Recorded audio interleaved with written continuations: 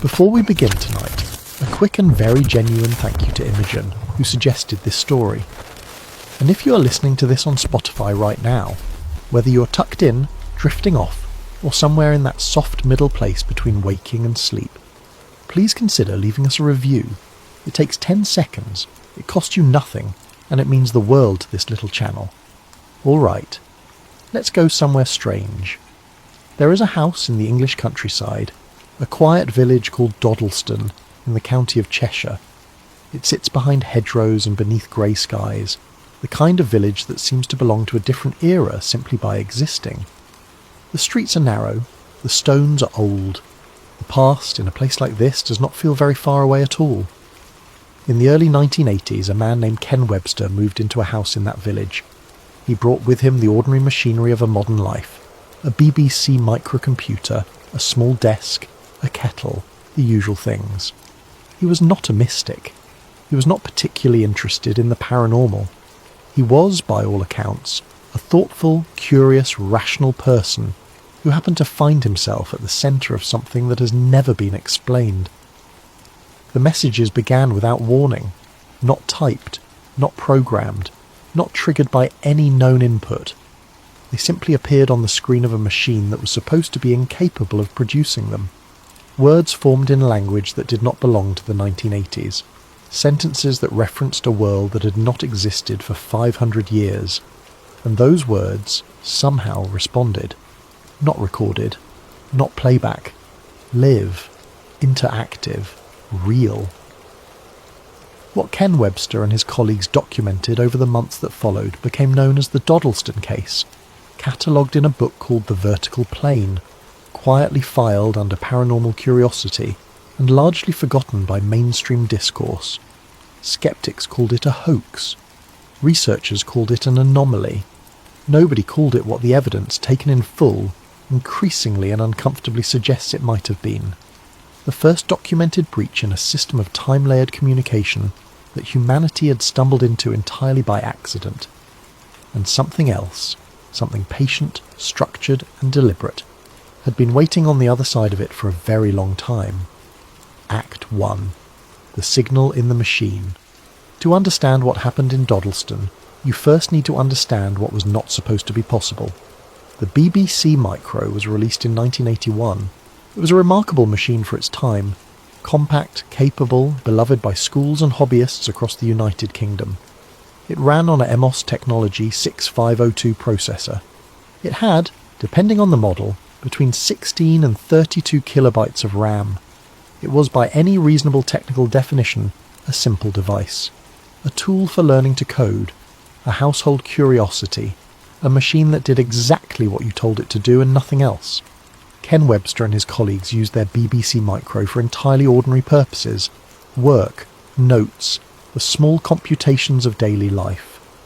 There was nothing unusual about the machine, nothing unusual about the house, nothing that would invite the kind of story that eventually unfolded there. And perhaps that is the most unsettling part of it all, because the extraordinary, when it finally arrives, almost never announces itself. It slips in through the side door, quiet and unassuming, wearing the face of something mundane. The first messages appeared on the screen when no one had typed them. The language was strange, phonetically medieval, grammatically inconsistent in ways that did not suggest carelessness, but rather a genuinely different structural relationship to the English language. An older architecture of speech, the way words were arranged before they settled into the forms we recognise today. Certain letters substituted for others in patterns consistent with Middle English orthography. Certain constructions that no modern forger, however diligent, could have sustained across months of spontaneous generation without a single slip into contemporary phrasing. The entity that introduced itself was named Lucas. He described himself as living in the 1500s. He described surroundings, a house, a landscape, a set of daily concerns that aligned, when later cross-referenced, with documented historical conditions for the Doddleston area in the Tudor period. He did not describe himself as a ghost or a spirit. He described himself as a man who was confused, a man who had become aware of a presence in what he understood to be his home, a man who believed, in the framework of his own era and faith, that he was communicating with something supernatural. He was not wrong about that exactly. He was simply working with the wrong vocabulary for what was actually happening. The group responded to him, and this is where the story tips from strange into genuinely alarming. Because Lucas responded back, not with a delay, not with a scripted reply from some preloaded database. He responded in real time to specific questions, with answers that demonstrated contextual understanding of what had just been said to him. He reacted emotionally. He expressed confusion, curiosity, fear, and eventually something resembling warmth. He was not a recording. He was not a loop. He was present. Whatever was happening on the other side of that screen, someone was home. Asked 2. The impossible layer. The group did what rational people tend to do when confronted with something that does not fit inside their existing categories. They looked for the simpler explanation first. A prank. Someone with access to the machine and a gift for historical linguistics, running an elaborate deception for reasons unclear. It was the most comfortable answer, and they spent considerable time trying to make it fit. It did not fit. The consistency of the language across too many sessions, the specificity of contextual responses, the impossibility of maintaining such a performance invisibly and indefinitely, all of it pushed against the prank hypothesis until the prank hypothesis quietly collapsed under its own weight.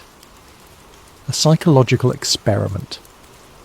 Perhaps some external actor was using the machine as a medium, feeding information through unknown channels to test the group's reactions.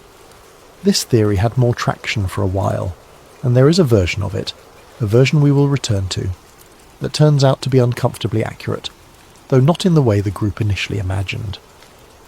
But then the inconsistencies began to accumulate in ways that no clean explanation could account for. Lucas would reference things that had changed in the room since the last session. Objects moved, new items introduced. He seemed to have access to the physical space in some form that could not be explained by a remote operator. He reacted to questions about current events, not future events, current ones, the events of the 1980s, with a kind of baffled incomprehension that felt entirely authentic. He did not know what a computer was. He did not know what electricity was. He knew what a hearth was, and a rushlight, and the weight of a particular fear that had settled over England during the reign of a particular king. And then the language began to do something remarkable. It evolved. Over weeks and months of exchange, the writing in Lucas's messages became gradually less archaic. Not dramatically. Not in a way that suggested someone had gotten lazy. In the way that actual human language evolves in contact with a different dialect. Slowly, organically, in small tilts and shifts, like a tree growing toward light. Words he had not used before began to appear. Constructions that were slightly more modern, as if the act of communicating across whatever distance separated them was, incrementally, changing him. The group did not notice at first that something similar was happening on their side of the exchange, but we will come to that. Meanwhile, the machine itself had begun to behave in ways that its technical specifications made entirely impossible. Messages appeared without any keystroke being logged. The system memory showed content that had not been entered through any standard input pathway. The BBC Micro's operating logs, such as they were in that era, showed no record of the processes that would have been required to produce what was appearing on screen. The computer was not generating the messages in any technical sense of that word. The messages were not coming from inside the machine, they were coming through it. Act 3. The second voice. Months into the exchange, a second entity appeared. It was immediately unmistakably different from Lucas. Where Lucas was warm, bewildered and emotional and searching in the way of someone genuinely displaced and frightened, this new presence was structured, measured. It chose its words with what can only be described as precision. There was no confusion in it, no emotional register that resembled anything human in its texture. It communicated the way a person communicates when they are very, very carefully deciding how much to reveal. It did not claim to be from the past. It claimed to be from elsewhere in time entirely. Not the 1600s, not the 1980s. It identified itself, in language that was clinical and deliberate, as an observer from a point in time that was not yet the present.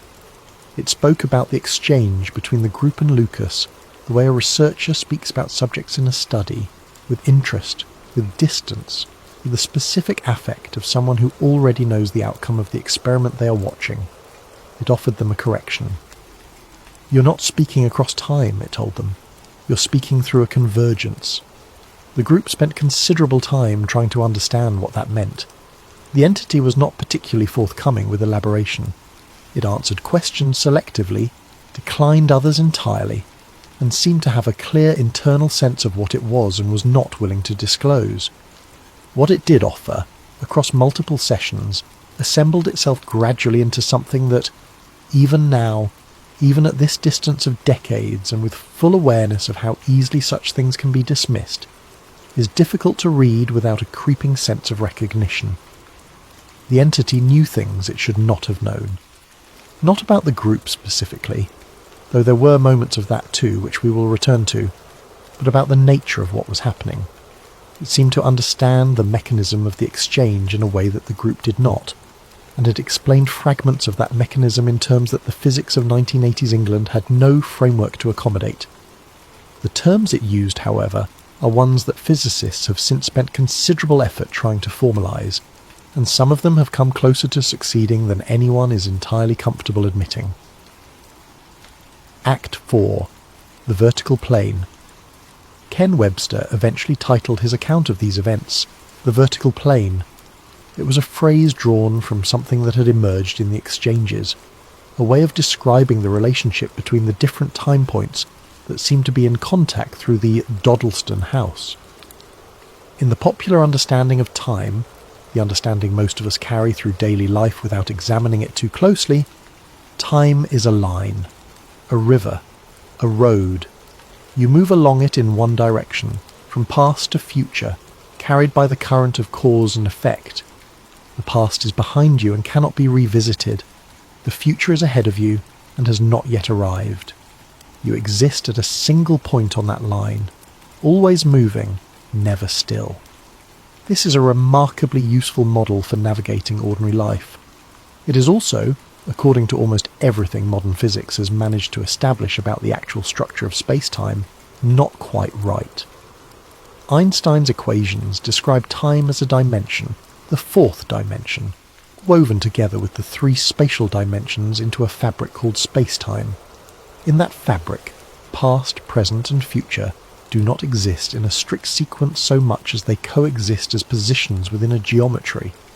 The distinction between what has happened and what will happen is, at the level of the equations, more like the distinction between north and south than the distinction between alive and dead.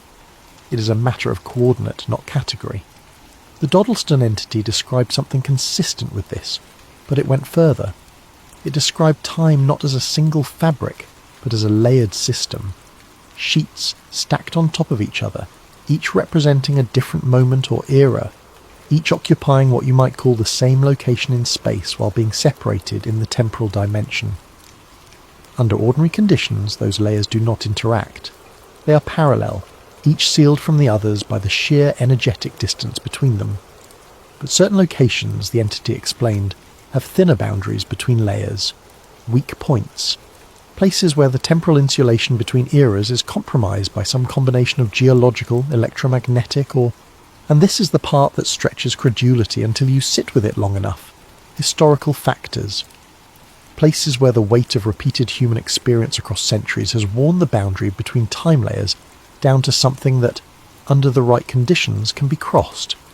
Not physically, not in the science fiction sense of a door opening and a person stepping through, but informationally, in the way that a signal can pass through a medium, carrying its content intact even when the physical carrier changes, the way light passes through glass, the way sound passes through water. The Doddleston house, the entity said, sat on one of these weak points, and the BBC Micro, simple, low-powered, operating at frequencies that happened to align with something in the electromagnetic signature of the location, had accidentally functioned as a receiver. AST 5, the experiment, Here is where the story changes tone. Up to this point, the Doddleston case is strange, but it carries the quality of accident. A confluence of unusual factors producing an unintended result. A kind of cosmic coincidence. A weak point in time, a simple machine in the right place, a group of curious and open-minded people willing to engage rather than run. An anomaly, certainly, a profound one, but not necessarily a designed one. The second entity complicated that reading significantly, because as the exchanges continued, a pattern emerged in the questions the entity asked. They were not the questions of something curious about the humans it had encountered. They were not the questions of something lost or lonely, or trying to find its way home across whatever distance separated them. They were systematic, methodical. They circled around specific themes with the precision of a research protocol. How did the group feel when they first received the messages? What was the emotional quality of that initial experience? Had their understanding of time and reality shifted as a result of the exchanges? In what direction had it shifted? How were they sleeping? How were they dreaming? Had they noticed any changes in their perception of the space around them? The entity was not communicating for connection. It was gathering data. The group, to their credit, noticed this. They began asking the entity directly what it was doing, what the purpose of the exchange was, why it had made contact. The answers it gave were partial and carefully bounded, enough to satisfy the immediate question, not enough to reveal the full picture. But assembled across multiple sessions, those partial answers began to form something coherent. They were not the discoverers of this phenomenon, they were its subjects. The convergence at Doddleston had not been stumbled upon accidentally by a future intelligence. It had been identified, located. Perhaps even, in some sense that is difficult to articulate within our current understanding of causality, engineered. Not the convergence itself, which was a natural feature of the location, but the conditions under which a group would arrive at that location with a machine capable of detecting it, at precisely the moment when detection was possible. The entity was not surprised to find them there. It had known they would be. Act 6. The language drift. There is a phenomenon in linguistics called contact-induced language change. When two languages or dialects are in sustained contact, when speakers of each are regularly exposed to the other over a significant period, they begin to influence each other. Vocabulary migrates, grammar bends. The boundary between them softens, and after enough time, what were once distinct systems become something harder to separate cleanly. This is a well-documented, thoroughly understood process. It requires time, sustained interaction, and genuine communicative exchange between populations that are physically co-located or at least in regular contact. It does not, cannot, occur between a group in 1980s England and an individual in 1600s England with no physical contact and no shared environment beyond the narrow channel of a BBC microscreen. And yet, Lucas's language, as we noted, was becoming more contemporary, slowly, organically, in ways consistent with genuine acquisition rather than deliberate change. Words he had not known were beginning to appear in his messages. Structural patterns that belonged to modern English were threading themselves into his syntax. But the group, reviewing their own written exchanges from the early months of the case against those from later in the correspondence, noticed something that disturbed them in a way that Lucas's evolution had not quite managed.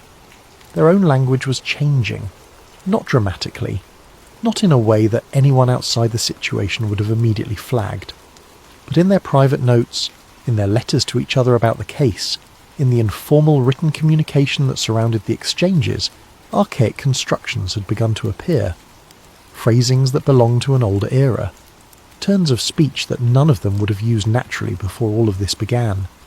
Time, the entity had suggested, does not merely connect at these convergence points, it blends. The longer the exchange continued, the more the boundaries between the layers softened, not just informationally, but in some more fundamental sense that the entity struggled to articulate and the group struggled even harder to comprehend. The phrase it used was one that has stayed with everyone who has seriously engaged with the Doddleston record. temporal overlap, not time travel, not communication between fixed points. A softening of the distinction between them, a bleeding of one layer into another, and then the entity said something that the group had not been prepared for. Extended interaction increases overlap. It was a warning. The first one, delivered with the same clinical precision as everything else, but unmistakably a warning. They were changing. The exchange was changing them, and if it continued long enough, at sufficient depth, the change would not be cosmetic. It would not be a few archaic phrasings in private letters. It would be something more fundamental and far less reversible. The group did not fully understand what that meant. They continued the exchange. Act 7. The truth about Lucas. The moment the case moves from unsettling to genuinely haunting is embedded in a message that appeared roughly 2/3 of the way through the documented exchange. It was not from the future entity. It appeared in a session otherwise entirely occupied by Lucas, woven into his communication so seamlessly that it almost went unnoticed, a hidden thread in the fabric of an ordinary exchange. The group had spent months understanding Lucas as a man of the 1500s, a Tudor Englishman displaced and bewildered by contact with forces he could not name. They had developed something close to affection for him, in the way that genuine, sustained communication across whatever barrier separated them had made him real to them. Not a mystery or a data point, but a person with a personality and a history, and a way of seeing the world that was his own. The hidden message revised that understanding entirely. Lucas was not originally from the 1500s. He was from an earlier breach, not 5 centuries in the past, not a man of Tudor England who had somehow been touched by temporal proximity and wandered into the range of the convergence. He was someone who had, at an earlier moment in the history of that location, entered into sustained contact with a different layer, and had stayed too long. Not by choice, necessarily. Perhaps not even by awareness, but long enough for something the future entity described as temporal assimilation to occur. His original era, whenever it was, had become inaccessible to him. His reality had shifted to accommodate his presence in the layer he had drifted into. His memory had been rewritten to make him coherent within it, to give him a childhood in Tudor England, a name that fit, a set of experiences and relationships and beliefs that made sense within that context. He was not pretending to be a man of the 1500s.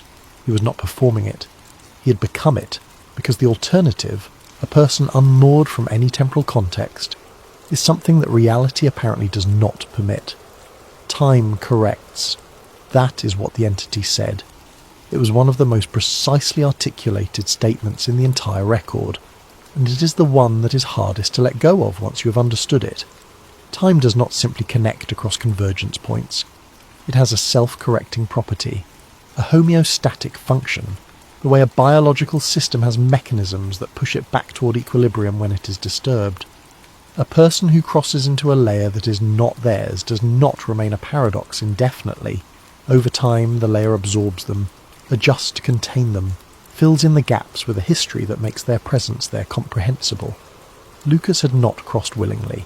Or perhaps he had once, in a moment whose details were no longer accessible to him, because the crossing itself was among the things that had been corrected away. What remained was a man who believed he was exactly where he had always been, living exactly the life he had always lived, troubled only by the inexplicable presence of spirits in what he thought of as his house.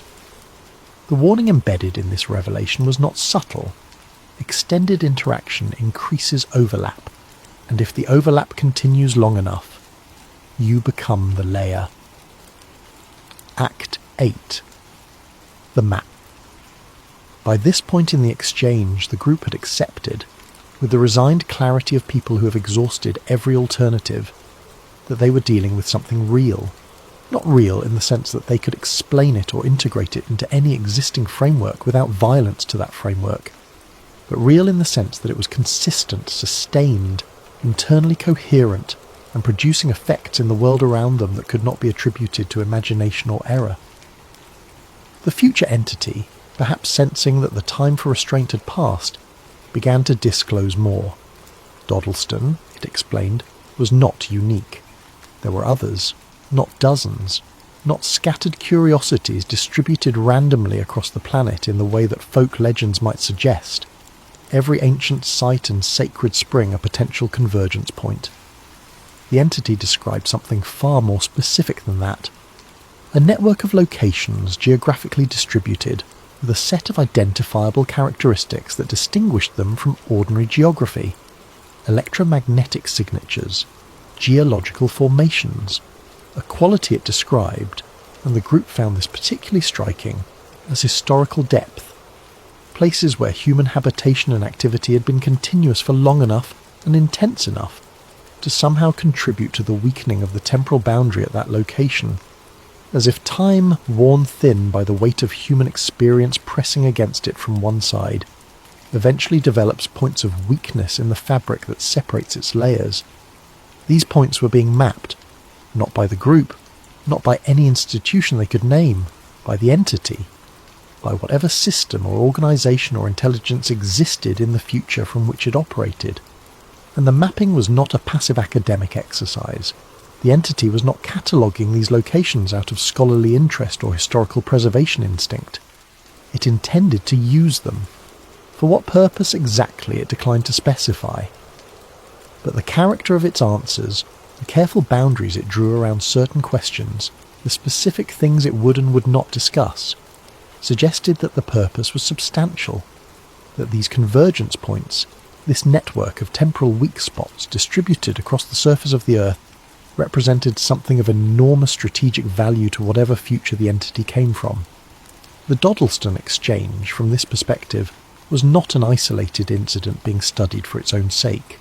It was a proof of concept, a test of communication methods across a specific type of convergence point. The data being gathered was not just about the emotional responses of a group of Cheshire residents to the unexpected.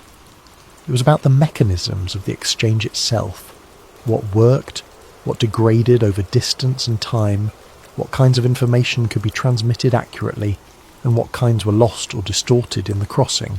They were refining a technology, and they were using the Doddleston exchange to do it. Act 9. The silence. And then, without warning or explanation, the messages stopped.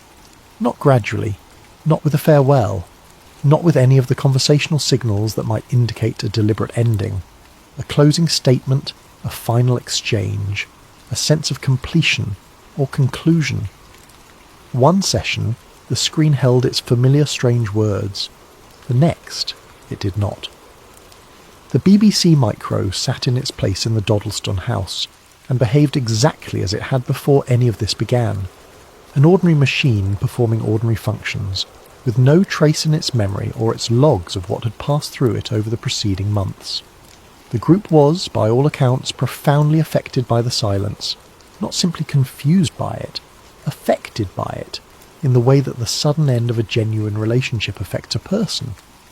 They had been changed by the exchange, in ways both subtle and significant, and the cessation of it left a kind of absence that had a texture and a weight that ordinary endings do not carry.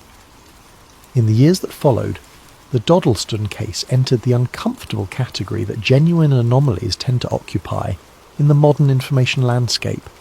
Too well documented to be easily dismissed, the record Ken Webster compiled was substantial, methodical, and difficult to explain away without resorting to motivated reasoning. Too strange to be comfortably integrated into any mainstream discourse. Not strange enough, perhaps, or not violent enough, or not sufficiently dramatic in the right ways to attract the sustained, serious attention that might have produced answers. It was filed as a curiosity, an interesting case, a footnote. The conspiracy framework, and here we speak with the care that this kind of claim demands, suggests that the filing was not passive, that the absence of serious institutional engagement with the Doddleston case was not simply a function of the mainstream's reasonable preference for conventional explanations, that the case was not ignored because it was implausible, it was contained because it was not. The specific mechanisms of that containment are, by the nature of such things, impossible to verify from the outside. What can be observed is the pattern, the consistent and remarkable absence of serious academic or governmental engagement with a case that, by any objective measure, warranted serious investigation, the way it drifted from public consciousness so cleanly, so completely, that most people alive today have never heard of it, and the way that, decades later, researchers who went looking for the original records found them, but found them changed, certain passages missing, certain sessions unaccounted for in the surviving documentation, gaps where the record should have been continuous and was not destroyed, not obviously interfered with, just incomplete in precisely the places that would matter most. Act 10. The Hidden Record. Decades after the Doddleston exchange ended, a researcher working independently, not affiliated with any institution that would explain their interest, not operating within any academic or governmental framework that would account for their access, began to look more carefully at the surviving documentation. The surface content of the messages had been examined many times. The language, the historical references, the dialogue between the group and the various entities, all of it had been passed and repassed by the small community of people who took the case seriously. What the independent researcher noticed was not in the content. It was in the pattern of the transmissions themselves, the timing. In the original records, each message was logged with a timestamp, the moment it appeared on screen down to the second. This information had been treated as administrative metadata. The time of arrival of each message, recorded for the sake of documentation, not examined for its own significance. When the researcher mapped these timestamps against each other, not the content of the messages but the intervals between them, the rhythms and gaps and clusters of their arrival, a structure emerged. Not random, not the natural distribution of a conversation between humans, which follows patterns of engagement and response but not mathematical precision. A code, embedded not in what the messages said but in when they arrived, using the timing itself as the medium of a second. Concealed communication running parallel to the explicit exchange. The code, when deciphered, contained coordinates, geographic locations, distributed across the globe. Cross-referenced against the historical record, these locations clustered around sites that shared characteristics with Doddleston, places of deep continuous habitation, unusual electromagnetic profiles, documented histories of anomalous phenomena spanning multiple centuries, the weak points, the convergence locations, the network the future entity had described but declined to specify, and alongside the coordinates, dates, not historical dates, future ones, or what were at the time of the exchange future ones, specific moments identified as periods of heightened temporal convergence at the listed locations, windows during which the conditions for exchange would be, or had been, or were simultaneously both, at their most favourable. The researcher cross-referenced these dates against events in the public record, some aligned with documented anomalies, reported phenomena at those locations during the specified periods that had been individually noted and individually dismissed. Others fell in the future from the perspective of the researcher, that is, though again the tense becomes difficult here, in ways that are not merely grammatical. The final reconstructed message, pulled from the deepest layer of the timing code, was brief. The first breach was not an accident. You answered because you were meant to. Sit with that for a moment. Not, you happened to be there. Not, the circumstances aligned by chance. You answered because you were meant to. Because the conditions that put Ken Webster in that house in Doddleston, with a BBC micro and a willingness to engage with what was appearing on its screen, were not incidental. Because somewhere in the architecture of what was being planned by whatever future intelligence was coordinating this project, a group of curious, open-minded, thorough people in Cheshire, England, in the early 1980s, had been identified as the right subjects for the first documented test. Not discovered accidentally, selected deliberately, and placed, as precisely as a temporal mechanism allows, exactly where they needed to be. Epilogue. The system is still active. ABBC Micro had 32 kilobytes of RAM. Consider just for a moment what that means in context. Your smartphone carries more processing power than the entire computing infrastructure of a mid-sized 1980s university. The servers that run the internet, the vast, interconnected, always-on global network of computation and communication that modern life runs through, represent a scale of capability that no one in the Doddleston house could have imagined. The machine that served as an accidental receiver for something that crossed temporal layers and spoke in medieval English and carried a hidden code in its transmission timestamps, that machine was barely more complex than a calculator by modern standards, and it was enough. Simple enough, in fact, that its simplicity may have been the point.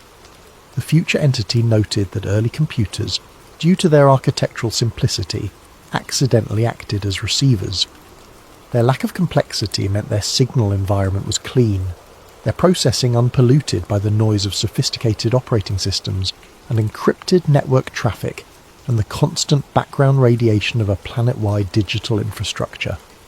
The BBC Micro, in other words, was quiet enough to hear something that more powerful systems might be too loud to detect. But quiet is not the only quality that matters in a receiver. Sensitivity matters. Range matters. The ability to operate across multiple frequencies and protocols simultaneously, to encode and decode complex patterns, to sustain communication across enormous distances and under adverse conditions. These things matter enormously. Modern systems have all of these qualities. Modern systems are also, by almost every metric, more deeply woven into the fabric of human experience and human geography than any predecessor technology. They are embedded in the infrastructure of cities that sit on ancient ground. They run through cables laid along routes that follow paths of continuous human habitation stretching back millennia. They process information at the convergence points identified in the Doddleston code, not because anyone chose those specific locations for specifically that reason, but because those locations are by definition the places where human presence has been deepest and longest, and those are exactly the places where infrastructure tends to be most concentrated. The network that the future entity described, the map of temporal convergence points distributed across the surface of the Earth, is, in the 21st century, overlaid almost exactly by the network of modern digital infrastructure, not as a coincidence, or rather, not only as a coincidence. We have built our most powerful communication systems precisely where the conditions for communication across temporal layers are most favourable. We have done this without knowing it, following the logic of geography and history that directs human settlement and infrastructure in ways we do not fully understand and rarely examine. The entity from the future, in one of the sessions that the researchers' timing code analysis identified as particularly significant, said something about modern technology that the group had not fully understood at the time. How could they, in the early 1980s, without the context to make it legible? It said that the systems that would follow the BBC Micro would be far more capable receivers, that the simplicity which made the BBC Micro effective would be replaced by a complexity that made its successors effective in different and more powerful ways, that the noise of modern computing, rather than drowning out the signal from temporal convergence points, would interact with it in ways that produce something qualitatively different from what had been possible in Doddleston.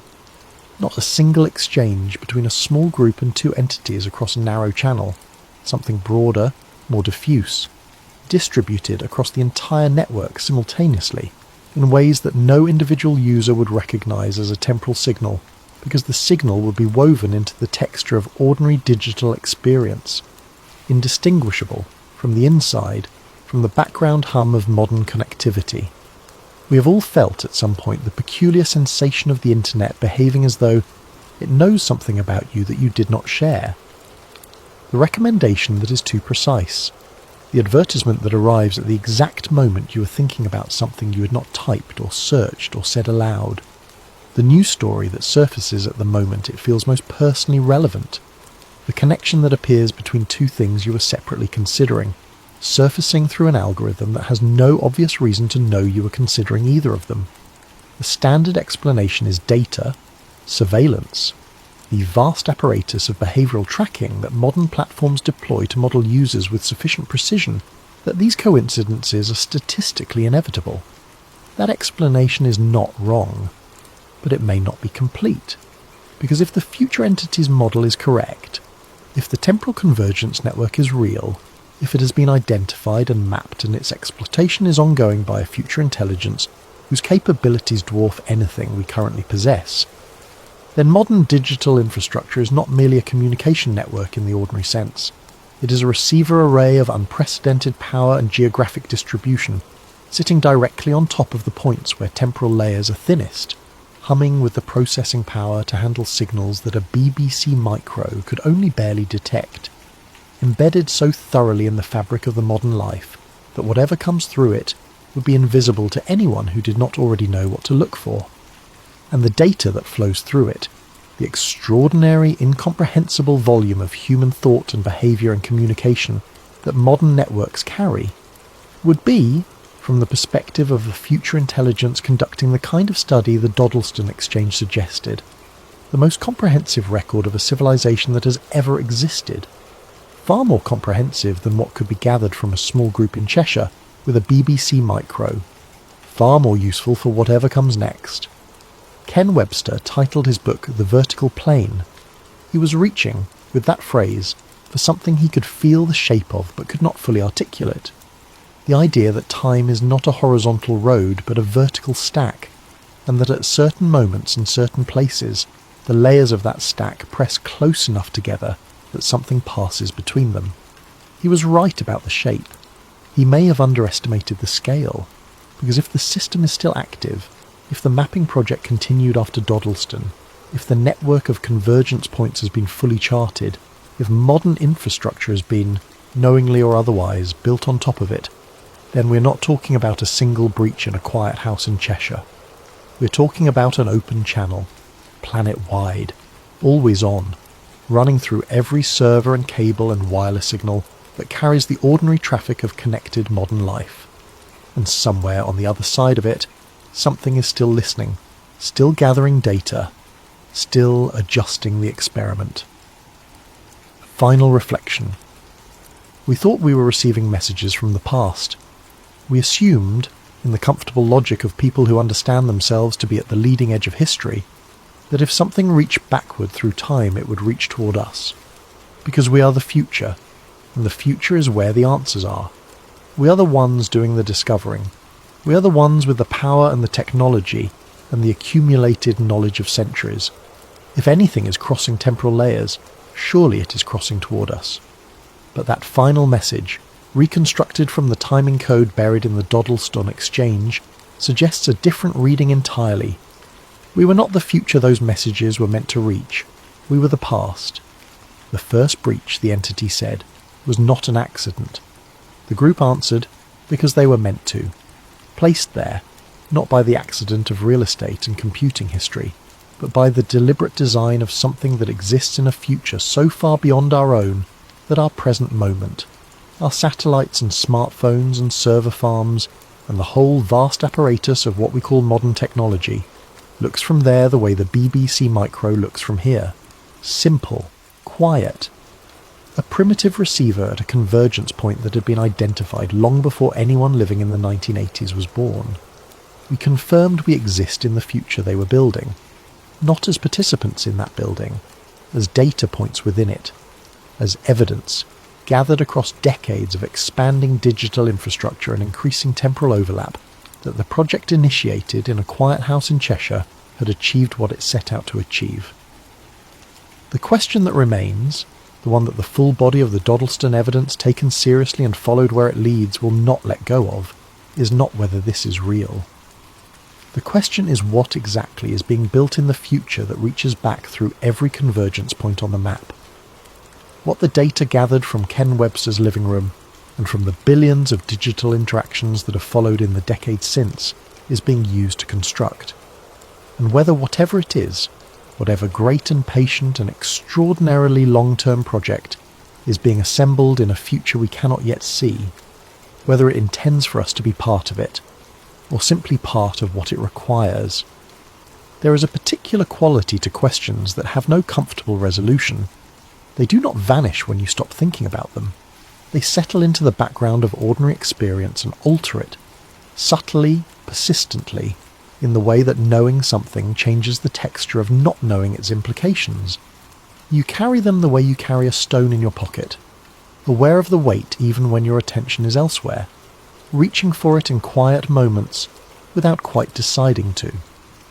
The Doddleston case has that quality for everyone who takes it seriously, not because it is frightening, though it is in the specific way that genuinely unresolved things are frightening, which is different from and deeper than the fear produced by something dramatic and obvious, but because it is patient, because it sits there, documented and cross-referenced and internally coherent, asking nothing of you except that you look at it honestly and acknowledge what the honest looking reveals.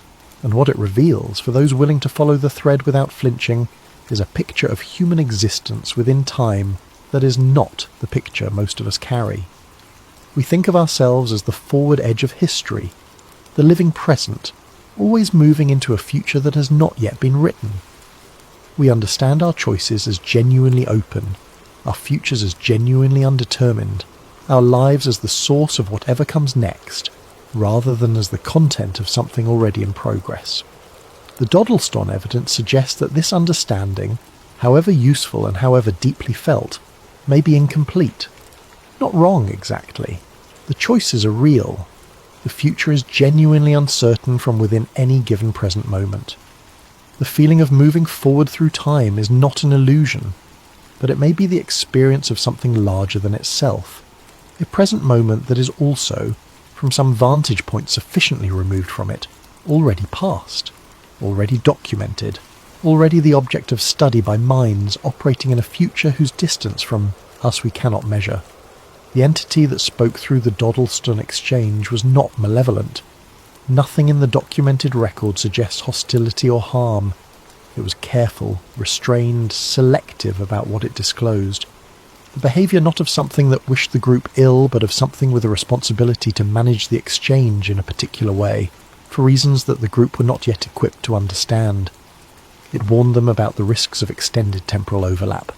It withheld information that, in retrospect, it seems to have withheld for protective rather than deceptive reasons.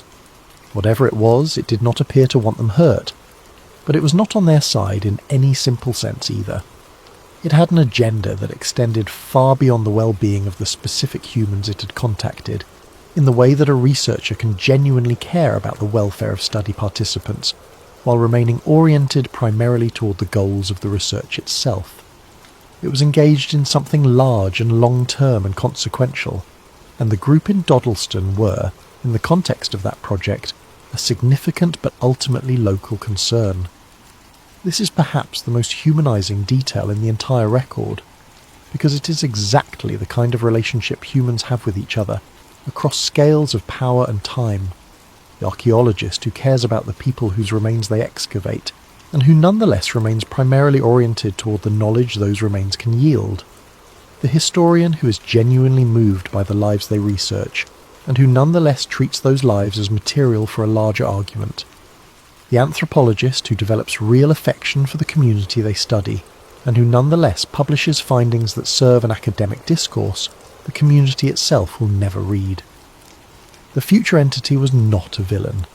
It was operating at a scale that made the humans it contacted something other than its primary concern, not out of coldness, but out of distance. And if that is true, if whatever is coordinating this project is not indifferent to us, but simply operating at a scale that dwarfs our individual significance, then the question of what we should do with this knowledge becomes something other than a question of survival. It becomes a question of dignity, of how to live well within a story whose full dimensions we cannot perceive, and whose ending has perhaps already been written. Of whether awareness of our position within something larger than ourselves diminishes or enriches the texture of ordinary existence. Of whether knowing we are data points in an experiment of cosmic patience changes the value of the small daily human things. The conversation at breakfast, the quality of light on a winter afternoon, the particular comfort of a familiar voice in the dark. We think it does not diminish them. We think, if anything, it intensifies them. Because if we are part of something larger, if the record of our living is being gathered and preserved and studied by minds in a future we cannot imagine, then the things we do and feel and choose and love are not temporary. They are not swallowed by time and lost.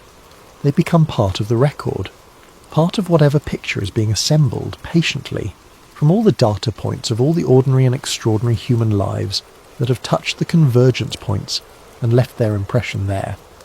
We are all in some sense messages in the signal, and whether or not anyone is listening, it seems worth making them worth receiving.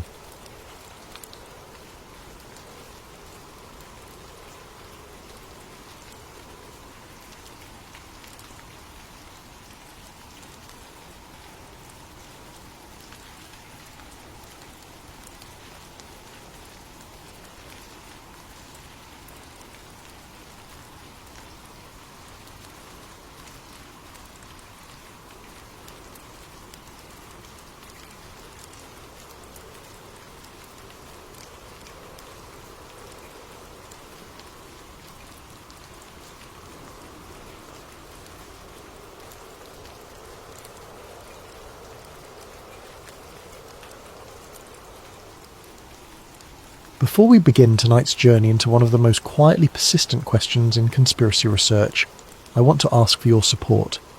If you're enjoying this content, using your hype points on this video helps the channel more than you could possibly know. It truly makes a difference in keeping these stories coming to you. If you're listening on Spotify, leaving a review helps out tremendously as well. And if you feel like it, drop a comment letting us know what time it is, where you are, and where in the world you're listening from. We absolutely love seeing where everyone is tuning in. Finally, if you enjoy what we do here, consider subscribing. It means everything. Now, let's get into tonight's story. This investigation was inspired by suggestions from Unanimous Thix9 and Todd Rockwell. Thank you both for bringing this topic to our attention.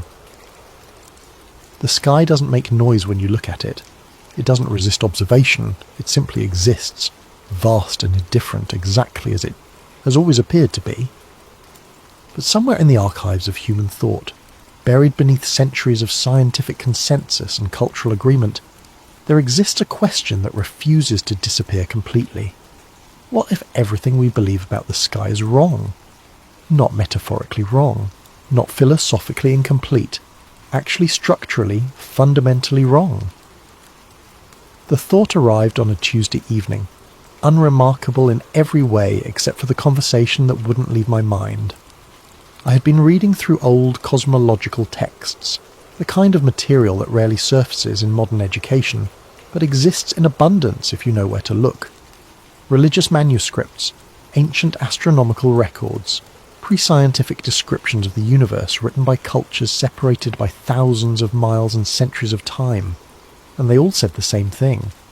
The sky, according to these sources, was solid, not metaphorically firm in its permanence, but physically solid, a structure, barrier, a ceiling that separated the world we inhabit from something else entirely. I dismissed it immediately. Of course I did. We live in an age where satellites orbit overhead, where we've sent probes beyond our solar system, where the very concept of a solid sky sounds like the superstition of people who didn't know better. But the dismissal felt reflexive rather than reasoned, and that distinction bothered me more than the claim itself, so I kept reading. Chapter 1. The Ancient Sky. The cosmology of ancient civilizations was not primitive guesswork. It was systematic, detailed, and remarkably consistent across cultures that had no contact with one another. The Hebrews, the Babylonians, the Egyptians, the early Greeks, indigenous cultures across the Americas and Asia, all describe the sky using the same fundamental structure. A solid expanse above the earth, waters above this expanse, waters below. The heavens as something you could not pass through, only observe. The book of Genesis describes it explicitly in the creation account. On the second day, God creates a firmament to separate the waters above from the waters below. The word used in Hebrew is rakia, which translates to something beaten out, hammered flat, stretched like metal. It is described as strong, unyielding, transparent but tangible. This wasn't metaphor. The ancient cosmographers were describing what they believed to be the literal architecture of reality. I spent weeks reading through original texts, translations, scholarly commentaries, The consistency was staggering. The Book of Job describes the sky as hard as a molten mirror. The Psalms refer to the firmament as strong, established, praiseworthy in its construction. The prophet Isaiah speaks of God stretching out the heavens like a curtain, spreading them like a tent to dwell in. These are not poetic flourishes, they are architectural descriptions. The Babylonian Enuma Elish, one of the oldest creation myths we have, describes Marduk creating the sky from the body of Tiamat, the primordial chaos monster. He splits her in half. One half becomes the earth, the other becomes the sky, but critically it remains a body, solid, formed, a structure that holds back the cosmic waters that existed before creation. The text is specific about this. Marduk sets guards at the sky to ensure the waters do not escape. He creates bolts and locks. He establishes watchers. The sky is not empty space. It is a constructed barrier with a specific function: containment. Egyptian cosmology operates on similar principles. Nut, the sky goddess, is depicted in tomb paintings and temple reliefs as a woman arching over the earth, her body forming the vault of heaven. Her fingertips touch the eastern horizon. Her toes touch the western horizon. Between her body and the earth, everything exists. She's not symbolic, she's structural. The Egyptian creation myth from Heliopolis describes the primordial mound rising from the waters of Nun, the infinite ocean. The sky is created as a separation, a division that creates space for life. But it is always described as something above, something that must be held up, often by the god Shu, who stands between earth and sky, arms raised, preventing collapse. This image appears everywhere in Egyptian art. The sky must be supported. It has weight. It exerts pressure. It is not void.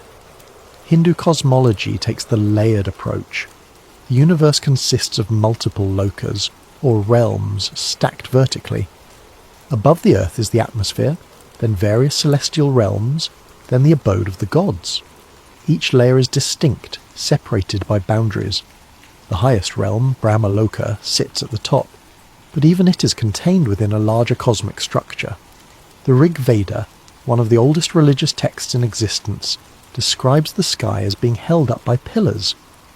The Vishnu Purana speaks of cosmic shells, layers of reality encased one within another like nested spheres. The outermost shell is described as impenetrable, beyond which nothing exists.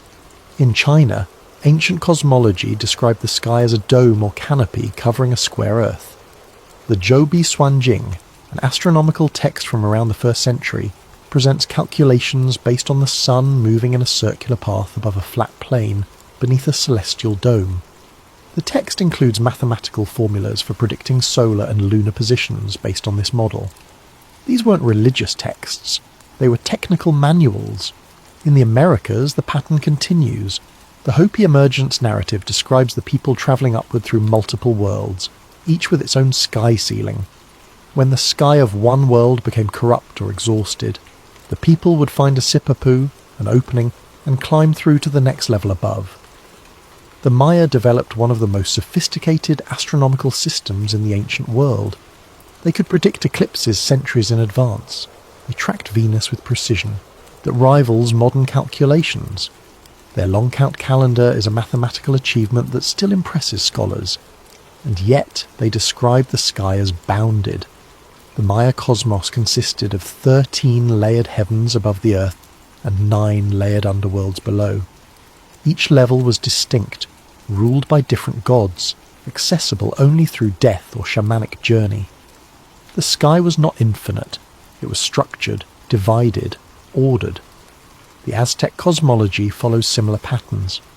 The Codex Vaticanus depicts the universe as layers, with the earth in the middle and multiple sky levels stacked above. The highest level, Omeokon, is the dwelling place of the dual god Ometeotl, but even this supreme realm is contained within the overall structure. I started keeping a list. Every culture I examined, every ancient cosmological text, every creation myth and astronomical treatise, they all agreed. The sky is solid. The sky is bounded. The sky is a structure, not a void. the Sumerians, the Akkadians, the Phoenicians, the ancient Persians, the Norse with their Yggdrasil world tree holding up multiple realms, the Aboriginal Australians with their sky-world ancestors, the Polynesian navigators who mapped the stars with incredible precision but described the heavens as a dome resting on the horizon. I found myself asking, why would every major culture independently arrive at the same conclusion? The standard answer is that ancient people simply didn't know better. They looked up, saw a blue expanse that seemed solid, and assumed it was. But that explanation requires us to believe that civilizations capable of building pyramids aligned to celestial events, capable of predicting eclipses and tracking planetary movements with astonishing accuracy, were simultaneously incapable of recognizing empty space when they saw it. It didn't add up. These cultures were observational. They watched the sky obsessively. They tracked stars, planets, the moon, the sun. They created calendars so precise that we still marvel at them today. The Antikythera mechanism, an ancient Greek analog computer used to predict astronomical positions, demonstrates a level of technical sophistication that seems impossible for its era. The builders of Stonehenge aligned massive stones to solar and lunar events with precision that required generations of careful observation. The Pyramid of Giza is aligned to true north with an accuracy of 3/60ths of a degree. The Mayan observatory at Chichen Itza tracks the equinoxes with architectural precision. These were not primitive people making wild guesses. They were careful, systematic observers of the heavens. And yet, across all of that careful observation, none of them described the sky as infinite empty space. They described a boundary. Not because they lacked imagination, but because that's what they observed, or believed they observed, or were taught to observe. The question that kept nagging at me was simpler than I wanted to admit. What if they were right? Chapter 2. The Shift in Understanding. The transformation in how humanity understood the sky did not happen gradually. It happened abruptly, during what we now call the Scientific Revolution, roughly between the 16th and 18th centuries. Before this period, European cosmology still followed the ancient model. The Ptolemaic system, developed by Claudius Ptolemy in the 2nd century, described Earth at the centre of nested crystalline spheres. Each sphere carried a celestial body: moon, sun, planets, stars. Beyond the outermost sphere lay the primum mobile, the first mover that caused all celestial motion. Beyond that, the empyrean, the dwelling place of God and the angels. This was not considered religious mythology. It was science.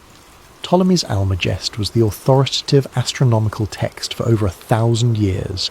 It made predictions, it provided calculations, it worked within the observational limits of the time.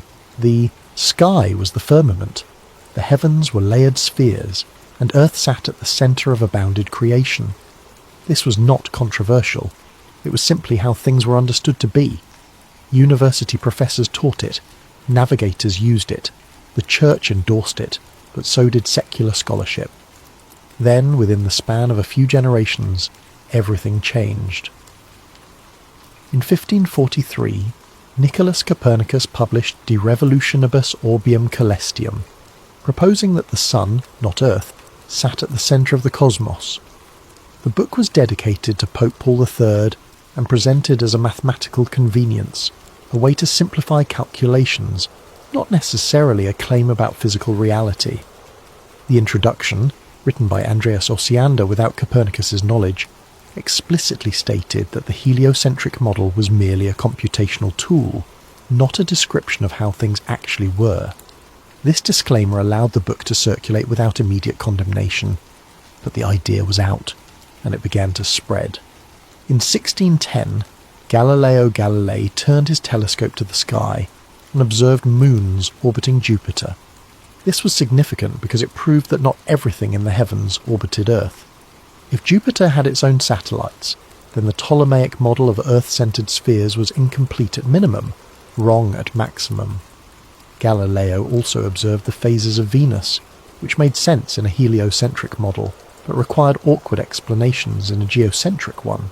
He saw mountains on the moon, proving that celestial bodies were not perfect, unchanging spheres but physical objects with terrain and features. His observations were real. His telescope showed things that were genuinely there. But the interpretation of what those observations meant, that required a leap. Johannes Kepler, working from Tycho Brahe's meticulous astronomical data, formulated 3 laws of planetary motion. Planets orbit the Sun in ellipses, not circles. They move faster when closer to the Sun. The orbital period relates to the size of the orbit through a specific mathematical ratio. These laws described planetary motion with unprecedented accuracy, but they didn't explain why planets moved this way. They were descriptive, not explanatory. Then came Isaac Newton. In 1687, Newton published Philosophia Naturalis Principia Mathematica, the Principia. In it, he formulated the law of universal gravitation. Every mass attracts every other mass with a force proportional to their masses and inversely proportional to the square of the distance between them. This was revolutionary not because it described new observations, but because it unified terrestrial and celestial mechanics under a single principle. The same force that makes an apple fall makes the moon orbit Earth. The heavens and Earth follow the same laws. Suddenly the sky was not a structure but a void, not a ceiling but infinite space, not a boundary but an invitation to endlessness. The crystalline spheres dissolved. The empyrean vanished. In their place, emptiness, governed by invisible forces extending forever. The shift was presented as enlightenment, as humanity finally seeing clearly after millennia of ignorance. And perhaps that's exactly what it was. But what struck me, reading through the transition documents, was how little actual proof was required for people to abandon the old model entirely. No one went up and touched the sky to confirm it wasn't solid. No one demonstrated that the ancient descriptions were physically impossible. What happened was that a new framework was proposed, one that made mathematical sense within certain assumptions, and the old framework was discarded not because it was disproven, but because it was no longer needed. Consider what actually changed. Observations of planetary motion existed before Copernicus. The same data that supported the Ptolemaic model was reinterpreted to support the Copernican model. Ptolemy could predict eclipses. So could Copernicus. Both systems worked mathematically. The choice between them was not purely empirical. It was aesthetic, philosophical. The Copernican model was simpler. It eliminated some of the complex epicycles, circles within circles that Ptolemy required. But simplicity is not proof of truth. Newton's gravity was more troubling. It worked brilliantly. It predicted the motion of celestial bodies with precision that still impresses today. But Newton himself admitted he had no idea what gravity actually was. He could describe its effects, but not its mechanism. In the Principia, he wrote, "I have not as yet been able to discover the reason for these properties of gravity from phenomena, and I do not feign hypotheses. Gravity was action at a distance, an invisible force with no physical medium. Objects attracted each other across vast emptiness without touching, without any mechanical connection. This was, philosophically, just as mysterious as crystalline, spheres, but it was useful, and utility, in the emerging scientific culture, began to matter more than explanation. The firmament didn't collapse under the weight of evidence. It was replaced by a model that served the needs of the new era. Navigation required precise planetary predictions. The Copernican model provided them. Engineering required understanding forces and motion. Newton provided that. The old cosmology, with its bounded heavens and purposeful structure, didn't fit the mechanical philosophy that was emerging. Not because it was proven false, but because it asked the wrong kinds of questions. I started to wonder, what if the ancient model wasn't wrong? What if it was simply reframed in a way that served different purposes? The question felt dangerous, not because it challenged science, but because it challenged the story we tell about progress. We are supposed to have moved from darkness into light, from superstition into knowledge, but what if we moved from one explanation into another, and both were incomplete? What if the shift from firmament to infinite space was not discovery, but decision? I kept reading. The more I learned about the scientific revolution, the the more I realised how contingent it all was. Copernicus hesitated to publish, fearing ridicule. Galileo was tried by the Inquisition. Kepler spent years in poverty.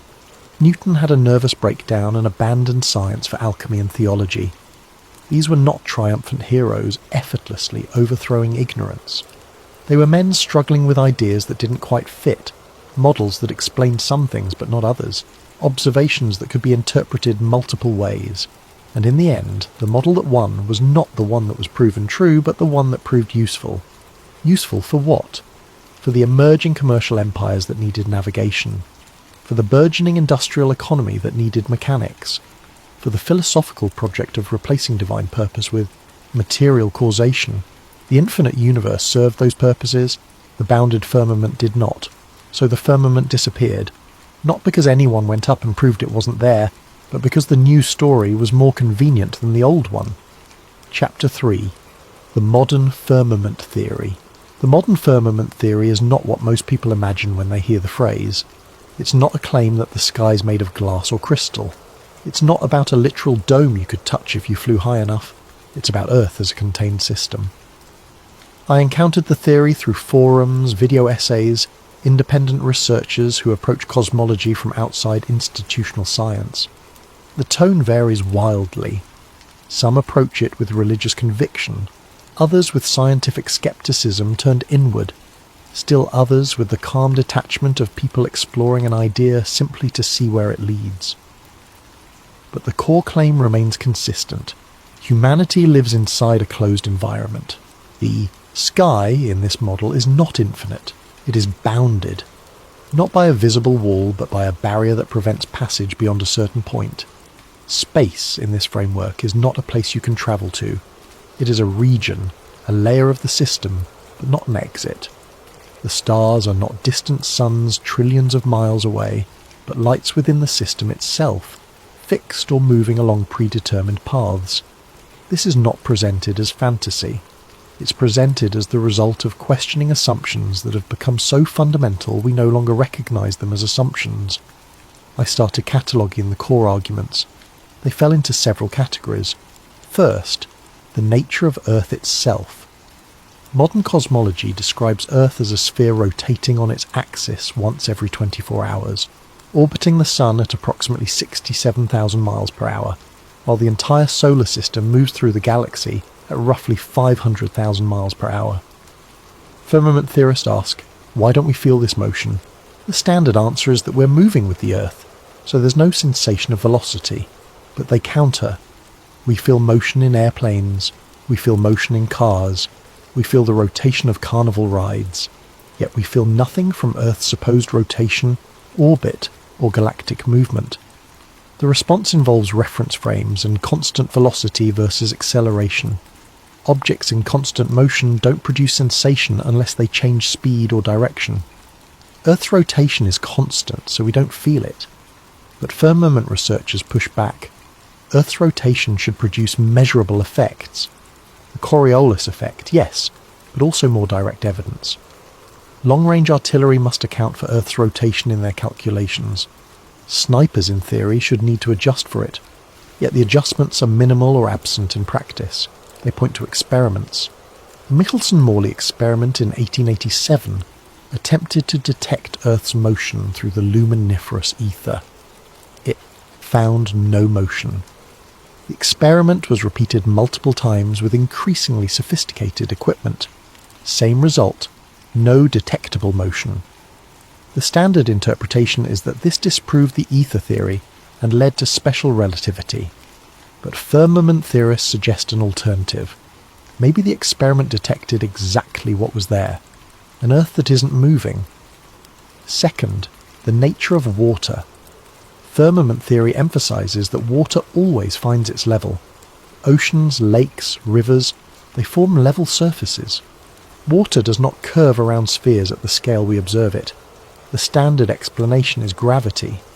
Gravity pulls water toward the centre of Earth's mass, creating a curved surface that appears level locally but is globally spherical.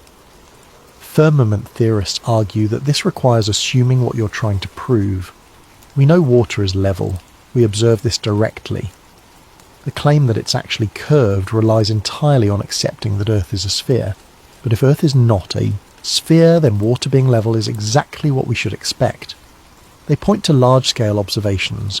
Looking across bodies of water, distant objects should be hidden by Earth's curvature. The formula is roughly 8 inches per mile squared. At 10 miles, an object should be hidden by approximately 67 feet of curvature. Yet there are photographs and videos showing objects visible at distances where they should be completely obscured. Buildings, mountains, islands, visible when they should be below the horizon. The standard response involves refraction, atmospheric lensing, mirages. Light bends as it passes through layers of air at different temperatures and densities, making distant objects appear higher than they actually are. But firmament researchers counter that refraction is invoked inconsistently, applied whenever observations don't match predictions but not accounted for when they do. It becomes a convenient explanation that can stretch to cover any discrepancy. Third, the nature of gravity itself. Modern physics describes gravity as a fundamental force, either as attraction between masses or as curvature of space-time caused by mass energy. Firmament theory questions whether gravity exists as described. Instead, they propose density and buoyancy as sufficient explanations for observed phenomena. Objects fall because they're denser than the medium around them. Helium balloons rise because they're less dense. No attractive force required. This seems simplistic, but they argue it's actually simpler than invoking a mysterious force that acts at infinite distance without any physical medium. Newton admitted he couldn't explain how gravity worked. Einstein reformulated it as geometry, but that doesn't explain what causes the curvature. Modern physics treats gravity as one of 4 fundamental forces, but it's the weakest and the most poorly understood. We can't unify it with quantum mechanics. We can't detect gravitational waves reliably despite building enormous interferometers. We can't explain dark matter or dark energy, except as placeholders for something that makes the math work. Firmament theorists suggest that maybe gravity is not fundamental. Maybe it's an interpretation imposed on observations that could be explained more simply if we abandon certain assumptions about Earth's shape and motion. Fourth, the nature of the sun, moon, and stars. In the firmament model, these are not what mainstream cosmology claims. The sun and moon are described as relatively local phenomena, moving above the Earth in circular or spiral paths. Their size and distance are much smaller than official figures. The stars are not distant suns but lights of unknown nature, possibly fixed to the firmament itself or moving along predetermined paths within the enclosed system. This sounds absurd until you examine the arguments. The distance to the sun is calculated using parallax and astronomical units derived from assuming Earth's orbit. But if Earth isn't orbiting, those calculations collapse. The size of the sun is calculated from its assumed distance. Again, if the distance is wrong, the size calculation is wrong. What we actually observe is a bright disk in the sky that appears to be a certain angular size. Everything else is inference based on the heliocentric model. Firmament researchers point out that the sun and moon appear to be the same angular size, which is why we get perfect solar eclipses. In the standard model, this is an extraordinary coincidence. The sun is 400 times larger than the moon, and happens to be 400 times farther away, making them appear identical in size from Earth. In the firmament model, the sun and moon are simply local objects of similar size and distance. No coincidence required. The stars present their own puzzles. Polaris, the North Star, remains fixed in position, while all other stars rotate around it. This makes sense in a geocentric model where the sky rotates above a stationary Earth. It requires more complex explanation in a heliocentric model where Earth is rotating, orbiting, and moving through the galaxy. Star trails, long exposure photographs showing stars moving in circular arcs around Polaris, look exactly like what you'd expect if the stars were fixed to a rotating dome above a stationary Earth. Of course, they also look like what you'd expect from a rotating Earth beneath a vast distant star field. The observations don't distinguish between models, the interpretation does. Fifth, the nature of space itself. Firmament theory claims that space as commonly understood, infinite void, vacuum, filled with distant galaxies, may not exist as described. Instead, space might be a region within the enclosed system, the upper atmosphere transitioning into a different medium, possibly plasma, possibly something else. The vacuum of space might be real in the sense of low density, but not infinite, not extendable, not a place you can travel through to other planets or stars. This seems easily disprovable. After all, we've sent probes to other planets. We've landed rovers on Mars. We have photographs from throughout the solar system. But firmament theorists ask, how do you know? You've seen photographs and video. You've accepted official reports. But you haven't been there. You haven't verified it independently. You've trusted institutions to tell you the truth about what they've accomplished. And trust is not proof. This is where the theory becomes uncomfortable. It's not claiming that space agencies are lying about everything. It's suggesting that what they present as travel to distant planets might be something else. High-altitude flights, unmanned drones in the upper atmosphere, CGI enhancements, partial truths mixed with assumptions. Or it's suggesting that the probes are real, the data is real, but the interpretation is wrong. Maybe what we call Mars is not a distant planet, but something within the enclosed system, accessible at high altitude but not requiring interplanetary travel. These ideas are not presented with certainty. They're presented as possibilities that emerge when you stop assuming the standard model and start questioning what can actually be verified versus what must be accepted on authority. I realised, reading through these arguments, that firmament theory operates on a principle of radical skepticism. It trusts direct observation over expert interpretation. It trusts what you can verify over what you're told. This makes it appealing to people who distrust institutions, but it also makes it vulnerable to confirmation bias. If you decide to trust only what you can verify personally, you end up trusting very little, and in that void, alternative explanations flourish. But that doesn't mean the questions are invalid. The firmament theory survives not because people are ignorant, but because it asks questions that institutional science treats as settled beyond inquiry. And when questions are declared off limits, the very act of asking them becomes suspicious, which raises its own question. Why is questioning cosmology treated as more suspect than questioning politics, economics, or any other field where human interpretation plays a role? The answer might be that cosmology is foundational. If the shape of Earth and the nature of the sky are wrong, then everything built on those assumptions becomes questionable. The entire structure of modern knowledge rests on a few key premises about the physical world, and if those premises are challenged successfully, the structure falls. Maybe that's why the firmament theory persists, not because it's true, but because it's dangerous. And dangerous ideas, whether right or wrong, never truly die. They wait, dormant, until conditions allow them to resurface. I kept reading, uncertain whether I was approaching truth or falling into delusion. The line between them, I was beginning to realise, was thinner than I'd believed. Chapter 4. The Space Barrier. One of the most persistent claims within firmament research involves rocket launches and satellite footage. Specifically, the behaviour of objects as they ascend into the upper atmosphere and beyond. I started watching launch videos with a level of attention I'd never applied before. Not passively accepting what I saw, but actually observing, frame by frame in some cases. Firmament researchers point to videos of rocket launches, particularly those with onboard cameras that track the ascent. They claim that at a certain altitude, rockets do not continue straight up. Instead, trajectories curve, sharply and consistently, as if following the contour of something above. I watched a SpaceX Falcon launch from Cape Canaveral. The initial ascent is vertical, the rocket climbing straight up through the lower atmosphere. But around the time it passes through the densest cloud layers, somewhere between 40 and 60,000 feet, the trajectory begins to arc. Gradually at first, then more pronounced. The official explanation is orbital mechanics.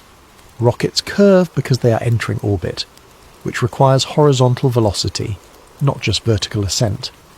To orbit Earth, an object must move sideways fast enough that its fall toward Earth is balanced by its forward motion. This requires building up tremendous horizontal speed. The trajectory makes perfect sense within the framework of a spherical Earth in infinite space. You don't go straight up because straight up leads nowhere useful. You curve to build orbital velocity.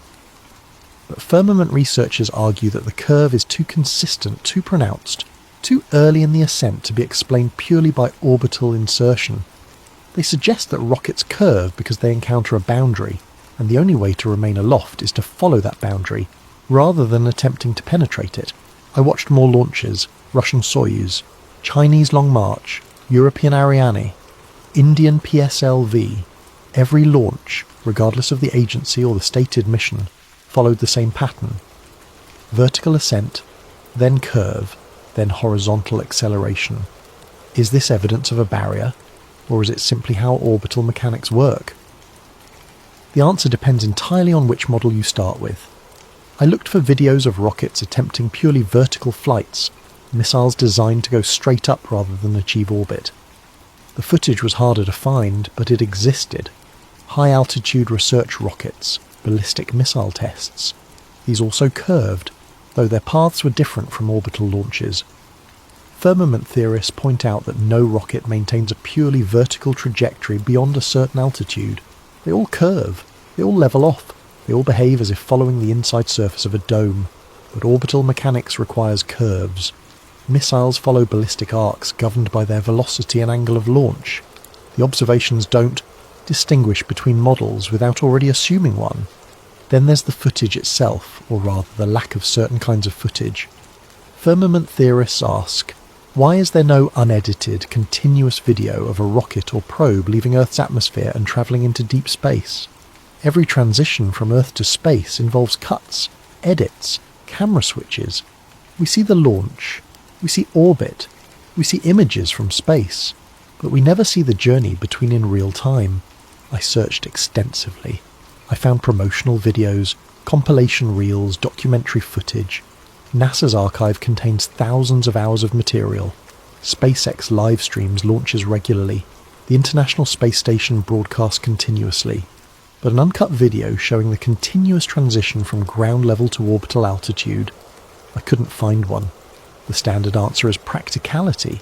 Rockets travel too fast for continuous tracking from a single camera.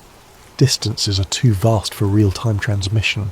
Without compression, continuous footage would be boring. Minutes of empty sky followed by the rocket becoming a tiny dot.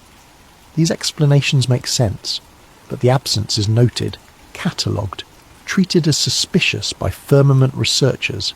I kept searching. I found onboard camera footage from various launches. Typically the video shows the rocket ascending, clouds falling away, the sky darkening to black, and then cut, switch to external view, or switch to animation explaining what's happening. When continuous onboard footage exists, it often shows strange things. Fisheye lenses creating horizon curves that shift and bend unnaturally. The Earth appearing convex in one frame, concave in another, depending on camera position and lens distortion. Firmament researchers catalogue these distortions obsessively. They claim that the curved horizon we see in space footage is an artifact of wide-angle lenses, not evidence of Earth's spherical shape. They show comparison videos, demonstrating how fisheye lenses can make flat surfaces appear curved. The space agencies acknowledge that wide-angle lenses are used. They're necessary to capture the full view in cramped spaces, but they argue that the curvature of Earth is visible even in footage shot with minimal distortion. Firmament researchers counter by asking for raw footage straight from the camera before processing. They want access to original files, metadata intact, showing exactly what cameras captured before any enhancement or correction. This raw footage is rarely available to the public. When it is released, it often comes after processing for colour correction, stabilisation, or format conversion. The original data exists in proprietary formats, archived by space agencies, not accessible for independent verification. Is this evidence of deception, or is it simply how institutions handle technical data? I started noticing patterns in how launches were broadcast. Live streams from SpaceX would show the rocket ascending, then switch to animation as it climbed beyond visual range. When the feed returned to live footage, the rocket was already in space, or the payload was being deployed, or the booster was descending for landing. The critical moments, the actual passage from atmosphere to space, were consistently absent from direct coverage. Firmament theorists point to specific anomalies, videos showing objects appearing to hit an invisible ceiling, bubbles in space footage, suggesting underwater filming, harnesses visible on astronauts during supposedly zero-gravity demonstrations, green screens detected in background analysis of ISS broadcasts.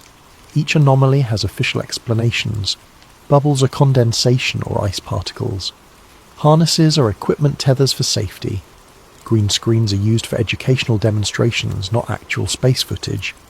The ceiling effect is debris separation or stage jettison captured at angles that create optical illusions. I examined the evidence. Some of it was clearly misidentified. A reflection mistaken for a bubble. Camera artifacts mistaken for green screen edges. Perspective tricks making straight lines appear to curve. But some of it was harder to dismiss. Videos where the physics seemed wrong. Objects moving in ways that didn't match the zero-gravity environment they were supposed to be in. Footage where astronauts appeared to be supported by invisible wires, their movements constrained in ways that suggested harnesses rather than free-floating. The most troubling aspect wasn't any single piece of evidence. It was the cumulative weight of anomalies, each individually explainable, but collectively suggesting something off. Or it was confirmation bias, seeing what you want to see, finding patterns in noise. I couldn't prove it was suspicious, but I also couldn't dismiss the observations entirely. What bothered me most was the realization that I had never questioned it before. I had simply accepted that space travel looked a certain way because that's how it was presented. But presentation is not proof. In the absence of certain types of evidence, unedited continuous footage, publicly available raw data, transparent access to verification, that absence might mean nothing, or it might mean everything. The firmament theory doesn't require vast conspiracy. It only requires institutional interpretation of data that we can't personally verify. And in the gap between what we're shown and what we can confirm, alternative explanations find room to breathe. Chapter 5. The silence above. One of the quieter elements of the firmament theory involves a simple question. What does it look like to leave Earth? Not from Earth, not looking back at Earth, but leaving. The act of passage from inside the atmosphere to outside it, uninterrupted, unmediated. I searched for this footage with genuine curiosity. I wanted to see what it looked like when a camera mounted on a rocket or satellite transitioned from sky to space, the moment when blue gives way to black, when atmosphere ends and void begins. I found compilations, edited sequences, animations, artist renderings. I found footage from the International Space Station, showing Earth from orbit. I found re-entry videos showing the fiery descent back through the atmosphere. I found promotional material from space agencies, beautiful and inspiring, but I did not find unedited, continuous footage of the crossing itself. This absence is not proof of anything. It could be explained a dozen different ways, all of them mundane. Technical limitations, bandwidth constraints, editorial choices for public consumption, the sheer duration of ascent making continuous coverage impractical. But it is an absence, and firmament researchers treat absences as data. The theory suggests that the firmament does not need to be hidden if no one is looking for it. If the assumption is that space is infinite and accessible, then the lack of direct evidence for crossing into it becomes invisible. We see what we expect to see, and we explain away everything else. This idea troubled me more than I wanted to admit. How much of what I believed about the world came from direct experience versus mediated information? I had never been to space. I had never seen Earth from orbit with my own eyes. I had never witnessed a rocket launch in person, let alone tracked its entire ascent beyond the limits of visibility. Everything I knew about space came from images, videos, reports, textbooks, authorities. I trusted those sources. Of course I did. They came from institutions with resources, expertise, decades of accumulated knowledge, NASA, ESA, Roscosmos, SpaceX. These organisations employed thousands of scientists and engineers. They had budgets in the billions. They produced tangible results, satellites that provided GPS, communications, weather forecasting. But trust is not verification. And verification, in the modern world, has become almost impossible for individuals. I started thinking about how knowledge works in a technological society. Most of what we know second-hand. We read it in books written by experts. We see it on screen showing footage from places we'll never visit. We accept it as true because rejecting it would require rejecting the entire edifice of specialised knowledge that makes modern life function. This is not inherently wrong. Specialisation is necessary. No single person can verify everything. We rely on institutions, peer review, reputation, consensus. But what happens when those institutions have interest beyond truth? When they serve political, economic or ideological purposes? Space exploration, from its inception, was entangled with Cold War politics. The space race was not about science. It was about demonstrating technological superiority, projecting power, claiming ideological victory. Sputnik terrified the United States not because it was dangerous, but because it symbolised Soviet capability. The Apollo program was a response to that terror. Kennedy's speech about going to the moon was not a scientific proclamation. It was a strategic decision. We choose to go to the moon not because it's easy, but because it serves national interest. Firmament researchers point to this history and ask, if space exploration began as propaganda, how much of it remains propaganda? They note that the most iconic images of space exploration, the Apollo moon landing, Earthrise, the blue marble photograph, all emerged during the height of the Cold War. All were produced by a government with massive incentive to demonstrate superiority. All have been questioned, analysed, scrutinised for anomalies. The moon landing deniers have their own extensive literature, their own claimed evidence of staged footage, impossible shadows, missing stars. I was not researching moon landing conspiracies specifically, but the methodologies overlapped. Question official, narratives, examine footage for inconsistencies, demand primary sources.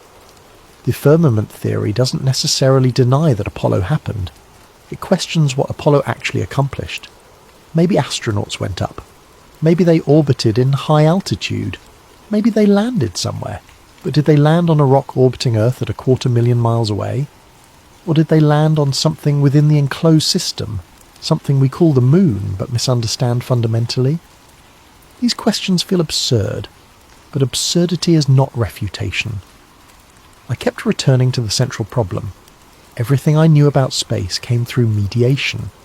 Cameras, computers, institutions, interpreters. I had no direct access to the phenomena itself. When I look at the moon through a telescope, I see a bright disk with visible features, craters, Maria, highlands, beautiful and detailed. But I'm seeing reflected sunlight, filtered through atmosphere, focused through glass. I'm not seeing the moon as it is. I'm seeing an optical representation. When I see footage from the ISS, I'm seeing compressed video transmitted from orbit, processed through multiple systems, displayed on a screen. The astronauts floating in zero gravity might be exactly what they appear to be, or they might be in a high-altitude aircraft in parabolic flight, or they might be in a carefully constructed set with hidden supports. I couldn't tell the difference from the footage alone. This is the epistemological problem at the heart of the firmament theory.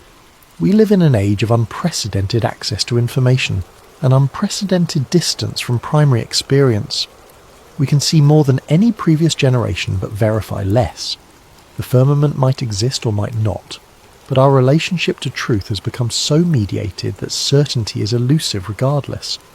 Firmament researchers exploit this uncertainty. They ask questions designed to reveal how little we actually know versus how much we accept on authority.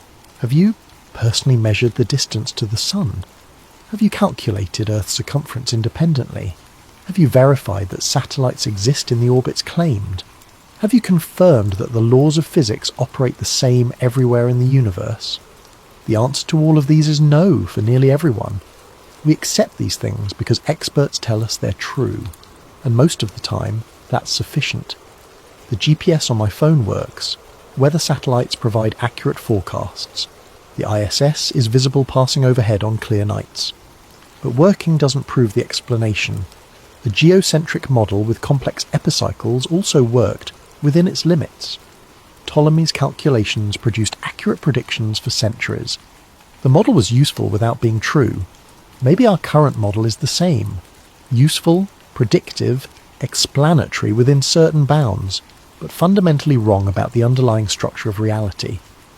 The firmament theory suggests that we are not lied to so much as given interpretations that serve institutional purposes.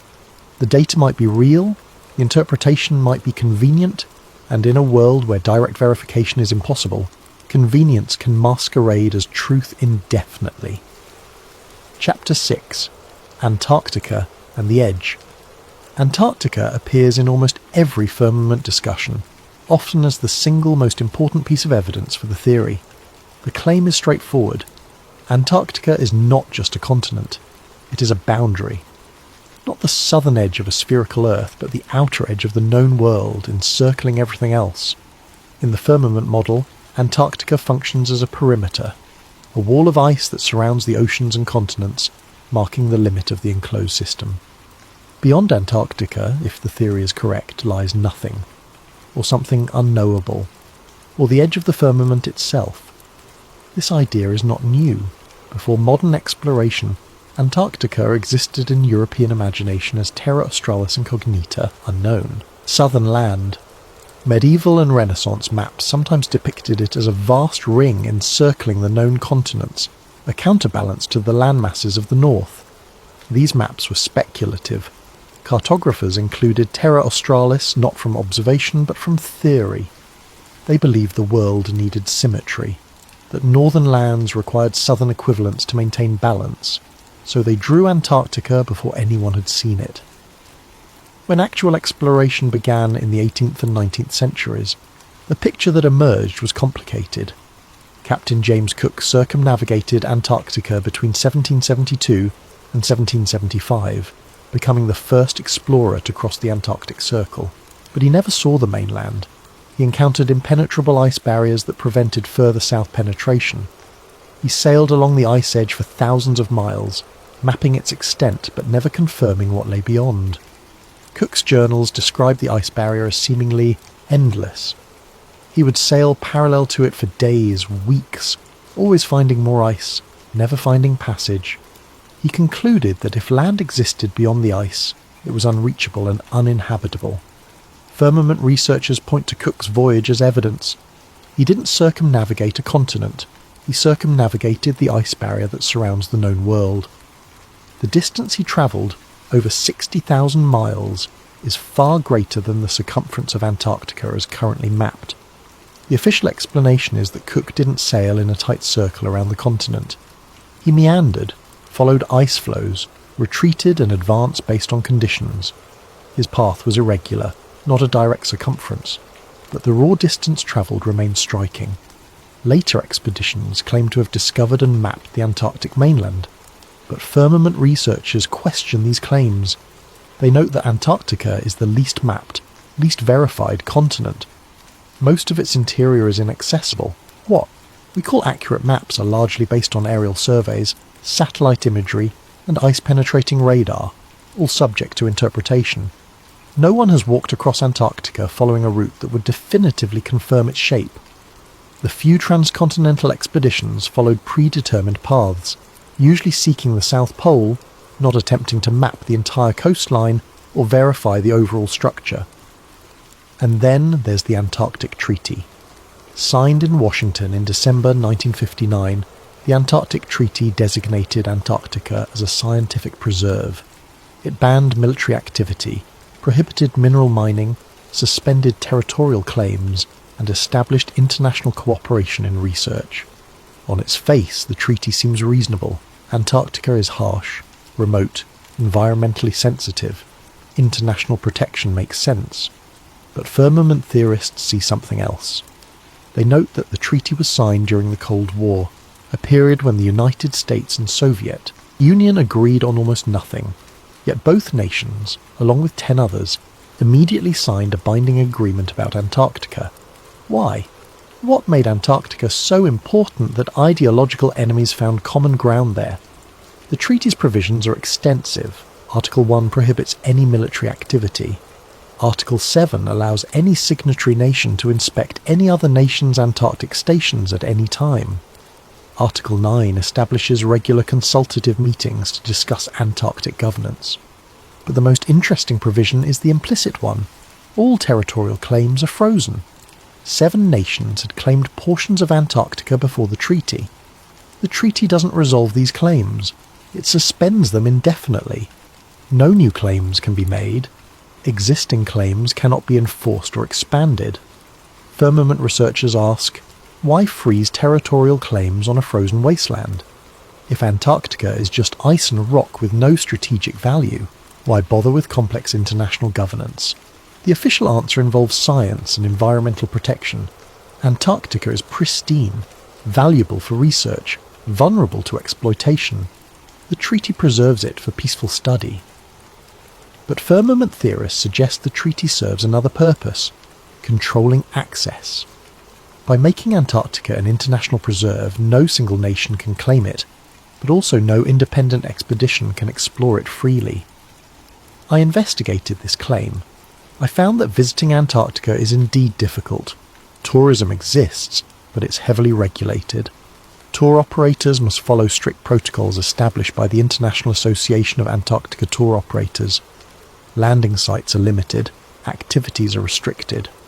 Independent travel is essentially impossible without permits, approvals, and enormous expense. Private expeditions to Antarctica's interior require permission from multiple governments, logistical support from approved contractors, insurance, emergency extraction plans. The barriers are not legal prohibitions, but practical impossibilities. You can visit Antarctica as a tourist, but you'll see what tour operators show you. You can conduct research there, but you'll work within established stations under treaty oversight. You cannot simply charter a boat, sail south, and explore independently.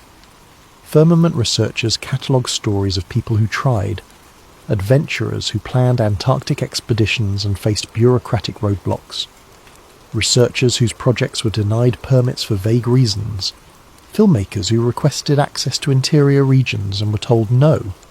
Are these restrictions about environmental protection, or about preventing discovery of something that contradicts official narratives? I found one account particularly compelling. A private explorer claimed he wanted to sail along Antarctica's coast, filming continuously, creating a full video record of the entire perimeter. His stated goal was to verify Antarctica's shape and size independently. Never got approval. Authorities cited safety concerns, environmental regulations, lack of proper insurance. He tried multiple times over several years, adjusting his plans to meet objections. Each time new barriers appeared. Eventually he gave up. His account, posted in various forums, reads like someone defeated by bureaucracy rather than physical impossibility. The message: you can't go there because we won't let you. Is this evidence of conspiracy? Or is it simply how institutions manage risk and protect sensitive environments? I couldn't answer definitively, but the pattern was there. Antarctica is unique in being both accessible in theory and restricted in practice. You can go, but only under conditions that ensure you see what you're supposed to see. Firmament theory suggests that if Antarctica is the edge, the perimeter wall of the enclosed world, then it must be protected not by force but by procedure. Make it legal to visit but impractical to explore. Allow research but control where researchers go. Permit tourism but limit what tourists can access. This is conspiracy theory methodology, finding sinister purpose in bureaucratic complexity. But it's also worth noting that Antarctic governance is genuinely unusual. No other landmass is subject to such comprehensive international control. No other region is simultaneously claimed by multiple nations and governed by none. The firmament theory asks, what is Antarctica hiding? And the unsettling answer might be the fact that it's not hiding anything. It's openly there, surrounding everything, and we're just not allowed to look closely enough to realise it. I looked at maps of Antarctica. The official ones show a roughly circular continent centred on the South Pole. The firmament model depicts it as a ring around the outer edge of a flat plain. Both maps use the same data points, the same coastline observations, the same ice formations, but they project that data onto fundamentally different shapes. One assumes a sphere, one assumes a plane, and from where we stand looking at paper or screens, we cannot tell which projection is true. Chapter 7. Control through Cosmology. The firmament theory expands beyond questions of physics. It becomes, at its deepest level, a theory about purpose. If Earth is a ball spinning through infinite space, then humanity is a cosmic accident. We are the product of random processes, isolated in a vast and indifferent universe. There is no centre. There is no purpose. There is only the cold mathematics of matter and energy. This is not incidental to modern cosmology. It is foundational. I started reading the history of how scientific cosmology displaced religious cosmology. The shift from geocentrism to heliocentrism is often presented as purely scientific. Better observations, better mathematics, better explanation. But the philosophical implications were just as significant as the technical ones. The geocentric model placed humanity at the centre of creation. Not the physical centre necessarily, but the focal point. Everything revolved around Earth. The heavens moved for us to observe. The sun existed to give us light and warmth. The stars marked time and season for our benefit. This was not vanity. It was coherence. If God created the universe, and creation had a purpose, then humanity's position at the centre made theological sense.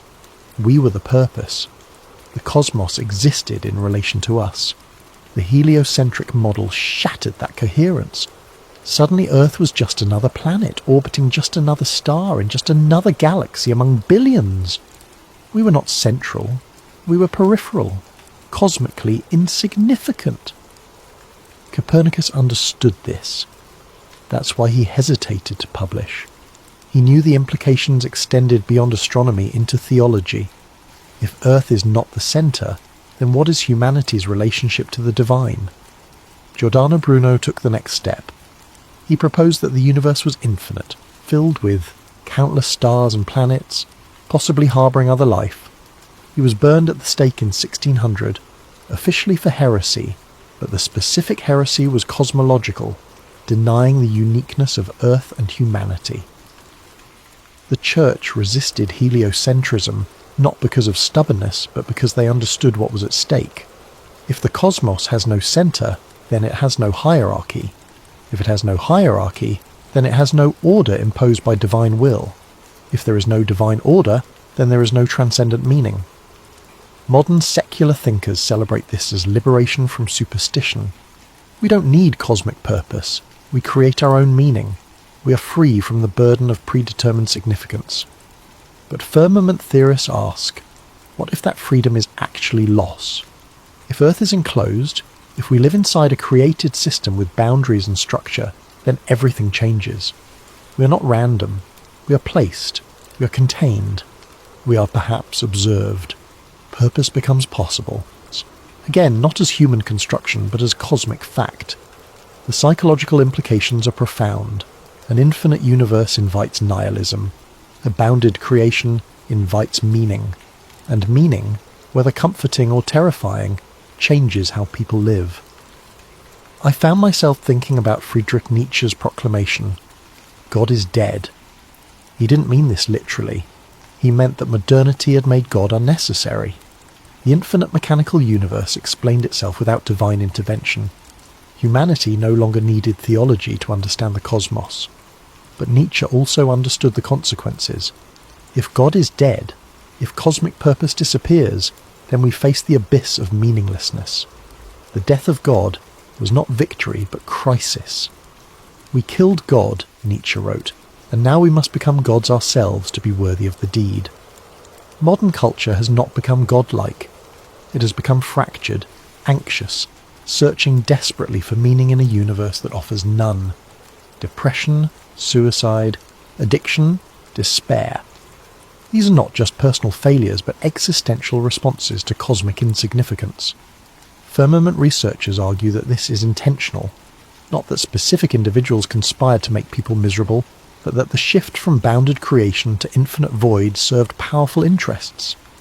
If humanity has no cosmic purpose, then purpose becomes whatever authorities define it as: work, consumption, national service, ideological commitment. These fill the void left by transcendent meaning. People without cosmic significance are easier to control because they must find significance somewhere, and institutions are happy to provide it. This sounds paranoid, but it's also historically demonstrable. The rise of totalitarian ideologies in the 20th century coincided with the full internalization of cosmic meaninglessness. Fascism, communism, various nationalisms all offered collective purpose to replace lost cosmic purpose. Even liberal democracy, with its emphasis on individual freedom and material prosperity, functions as a substitute meaning system. We are free to pursue happiness, which in practice means pursuing wealth, status, pleasure. These are not nothing, but they are not cosmic significance either. The firmament theory suggests that cosmology is not neutral. How we understand the sky shapes how we understand ourselves. An infinite void produces one kind of human. A bounded creation produces another. I thought about medieval Europe, often dismissed as superstitious and backward. But medieval people lived in a cosmos saturated with meaning. Every star was an angel. Every planet had divine significance. The heavens declared the glory of God. Life was hard, often brutal, but it was not meaningless. Modern people live in comfort unimaginable to medieval peasants. We have technology, medicine, leisure, but we also have epidemic rates of depression, a mental health crisis that shows no signs of abating despite increasing access to treatment. Could this crisis be cosmological? Could the loss of a meaningful universe create psychological damage that no amount of therapy or medication can fully address? Firmament theorists believe so. They argue that returning to a bounded cosmos, re-establishing Earth as a created place rather than a cosmic accident, could restore meaning not as belief, but as fact. This is where the theory becomes most controversial, because if the firmament exists, then someone created it, and if someone created it, then we must ask why, and what they want from us, and what happens if we ignore their purposes. These are theological questions masquerading as cosmological ones. Science is not equipped to answer them. Science deals with mechanism, not meaning. It can tell us how things work, but not why they exist or what we should do about it. The firmament theory reintroduces purpose as a scientific question. If Earth is enclosed, that enclosure was deliberate, the system was designed. And design implies designer, which implies intent, which implies meaning. Modern science fled from this centuries ago, not because design was disproven, but because methodologically limiting science to mechanism made it more productive. You can study how planets orbit without asking why planets exist. You can understand gravity without understanding purpose, but the limitation was methodological, not metaphysical. Science chose not to ask certain questions, not because they were invalid, but because they were outside its scope. Firmament theory asks those questions again, not through theology, but through cosmology. It treats the structure of the universe as evidence for purpose, and purpose as evidence for structure. This circularity is intentional. If you start from materialism, the assumption that only matter and energy exist, then purpose is illusion. But if you start from purpose, the assumption that existence has meaning, then materialism is incomplete. The choice between these starting points is not scientific, it's philosophical. And philosophy, unlike science, does not settle questions through experiment. It settles them through commitment. Modern culture committed to materialism, not because it was proven true, but because it was useful. It enabled technological progress, economic growth, social engineering. It made the world predictable, controllable, exploitable. But it also made the world empty, and emptiness, no matter how comfortable, eventually becomes unbearable. The firmament theory offers an alternative, not a return to medieval superstition, but a reframing of modern knowledge, keep the observations, change the interpretation, recognise that the infinite void might be a choice rather than a discovery. And if it's a choice, we can choose differently. Chapter 8. The Psychological Barrier. The strongest argument against the firmament theory is not scientific. It's psychological. The idea of a solid sky feels impossible, not unlikely, not improbable, impossible in a way that bypasses reason and settles directly into instinct. We have internalized the infinite universe so completely that questioning it feels like questioning reality itself. It's not that we've examined the evidence and found the firmament lacking. It's that the firmament violates the shape of the world as we've been taught to imagine it. And that, firmament researchers argue, is exactly how the system works. I started paying attention to my own reactions as I researched. Every time I encountered a firmament claim that felt compelling, I noticed a reflex, a voice in my head that said, "This can't be true." Not "this doesn't seem true," or "I need more evidence." Simply, "This can't be true." That reaction was automatic, instantaneous, occurring before any conscious evaluation of the claim itself. I recognized it as cognitive dissonance, the psychological discomfort that occurs when new information contradicts existing beliefs. The human mind resists this discomfort. We have multiple strategies for reducing it: rejecting the new information, reinterpreting it to fit existing beliefs, or creating rationalizations that allow both to coexist.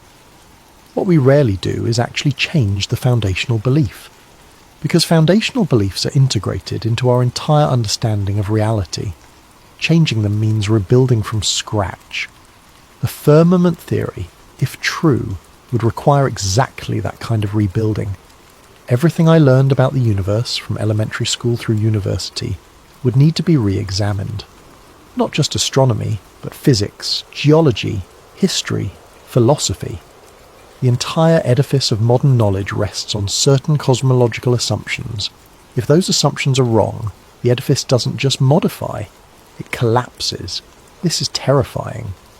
Not intellectually terrifying, but existentially so.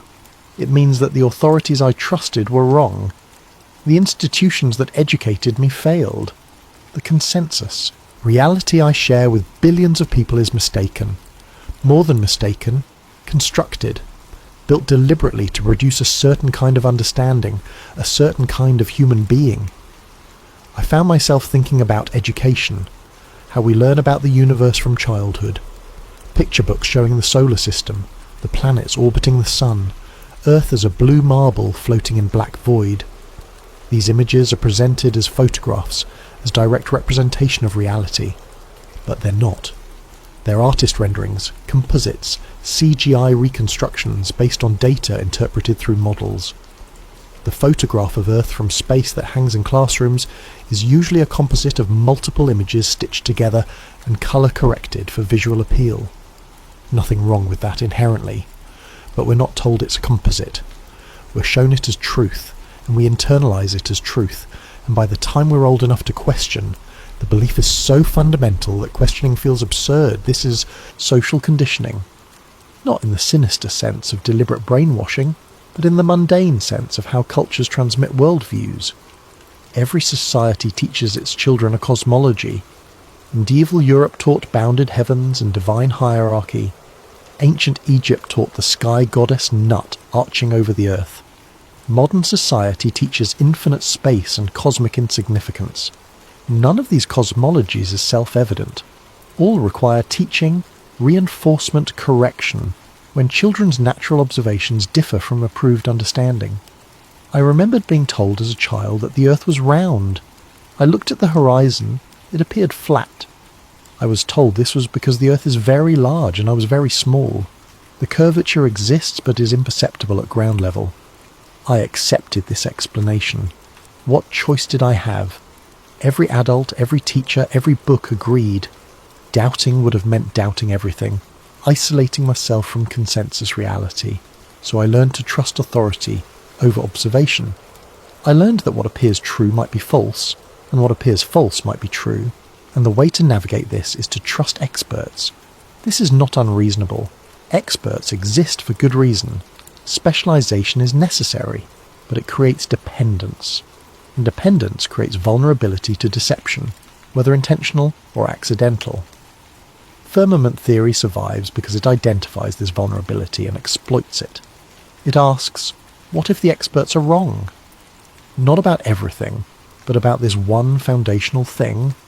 The resistance to that question is not rational. It's defensive.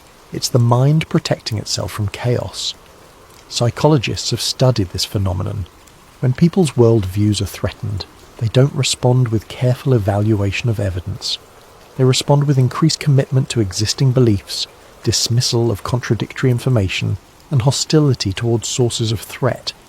This is called worldview defense. It's not conscious, it's automatic. And it operates below the level where reason can intervene. Firmament theorists understand this. That's why they frame their arguments carefully. They don't lead with, the earth is flat, because that triggers immediate rejection. Instead, they ask questions. They point to anomalies.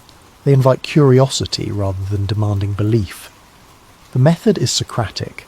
Undermine certainty gradually. Create doubt. Show that what seems obvious might be assumption. Demonstrate that accepted answers don't fully address underlying questions. This works on some people. Those who already harbour doubts about authority, who feel alienated from mainstream consensus, who sense that something in the official narrative doesn't fit their experience. For them, the firmament theory is not absurd, it's liberating. It validates their suspicion that they've been lied to, manipulated, controlled. But it also creates new certainties just as rigid as the old ones. Firmament believers often become as dogmatic as the scientific materialists they oppose. They dismiss counter-arguments reflexively. They interpret every piece of evidence as confirmation. They retreat into echo chambers where their beliefs are never seriously challenged. This is the trap of conspiracy thinking. It begins with legitimate questions but ends with unfalsifiable worldviews. If all evidence against your theory can be explained as part of the conspiracy, then your theory becomes immune to disproof. The firmament theory walks this line. At its best, it's genuine inquiry into cosmological assumptions. At its worst, it's paranoid fantasy that sees deception everywhere. I tried to stay on the inquiry side, to ask questions without committing to answers, to examine evidence without deciding prematurely what it meant. But I felt the pull, the attraction of having an explanation that accounts for everything. The comfort of knowing or believing I know what others miss. This is the psychological allure of conspiracy theories generally. They promise hidden knowledge, special insight, the power of seeing through illusion. They elevate the believer above the deceived masses. This is ego gratification masquerading as truth-seeking, and it's dangerous because it feels like enlightenment. The firmament theory specifically offers something unique. It's not just about governments lying or corporations corrupting. It's about the fundamental nature of reality being other than we've been told. If true, it means we live in a creation, not an accident. We have purpose, not randomness. We are observed, not isolated. These are comforting ideas for people who find modern cosmology existentially devastating. The firmament offers meaning, structure, cosmic significance. But comfort is not truth, and the desire for meaning can override critical thinking just as easily as fear or anger can. I had to keep reminding myself, the fact that I want something to be true doesn't make it true. The fact that believing something would be psychologically beneficial doesn't make it correct. Truth is independent of preference. Reality doesn't care what we need it to be, but we care, and that caring shapes what we're willing to consider, what we're able to see, what we can accept. The psychological barrier to the firmament theory is not that it's too absurd to believe, it's that accepting it requires surrendering too much. The comfort of consensus, the trust in institutions, the shared reality that makes communication possible. These are not small things to surrender, and most people won't. Not because they've examined the evidence and found it lacking, but because the cost of belief is too high. The firmament theory survives on the margins, among people for whom the cost of disbelief has become higher than the cost of belief. People who have already lost trust, already feel alienated, already suspect that consensus reality is constructed rather than discovered. For them, the firmament is not absurdity, it's the truth that makes sense of everything else that doesn't. Chapter 9. The Cracks in the Sky. There are stories, scattered and unverified, of anomalies in the upper atmosphere. I started collecting them the way firmament researchers do, not with the assumption that they prove anything, but with the recognition that patterns emerge from accumulation. Strange sounds recorded by high-altitude balloons, hums and vibrations that don't correspond to known atmospheric phenomena. The frequency ranges are wrong for wind, too regular for turbulence, too persistent for equipment malfunction. I found a research paper from a team that launched weather balloons equipped with acoustic sensors. At altitudes above 100,000 feet, the sensors detected sounds described as humming or rumbling.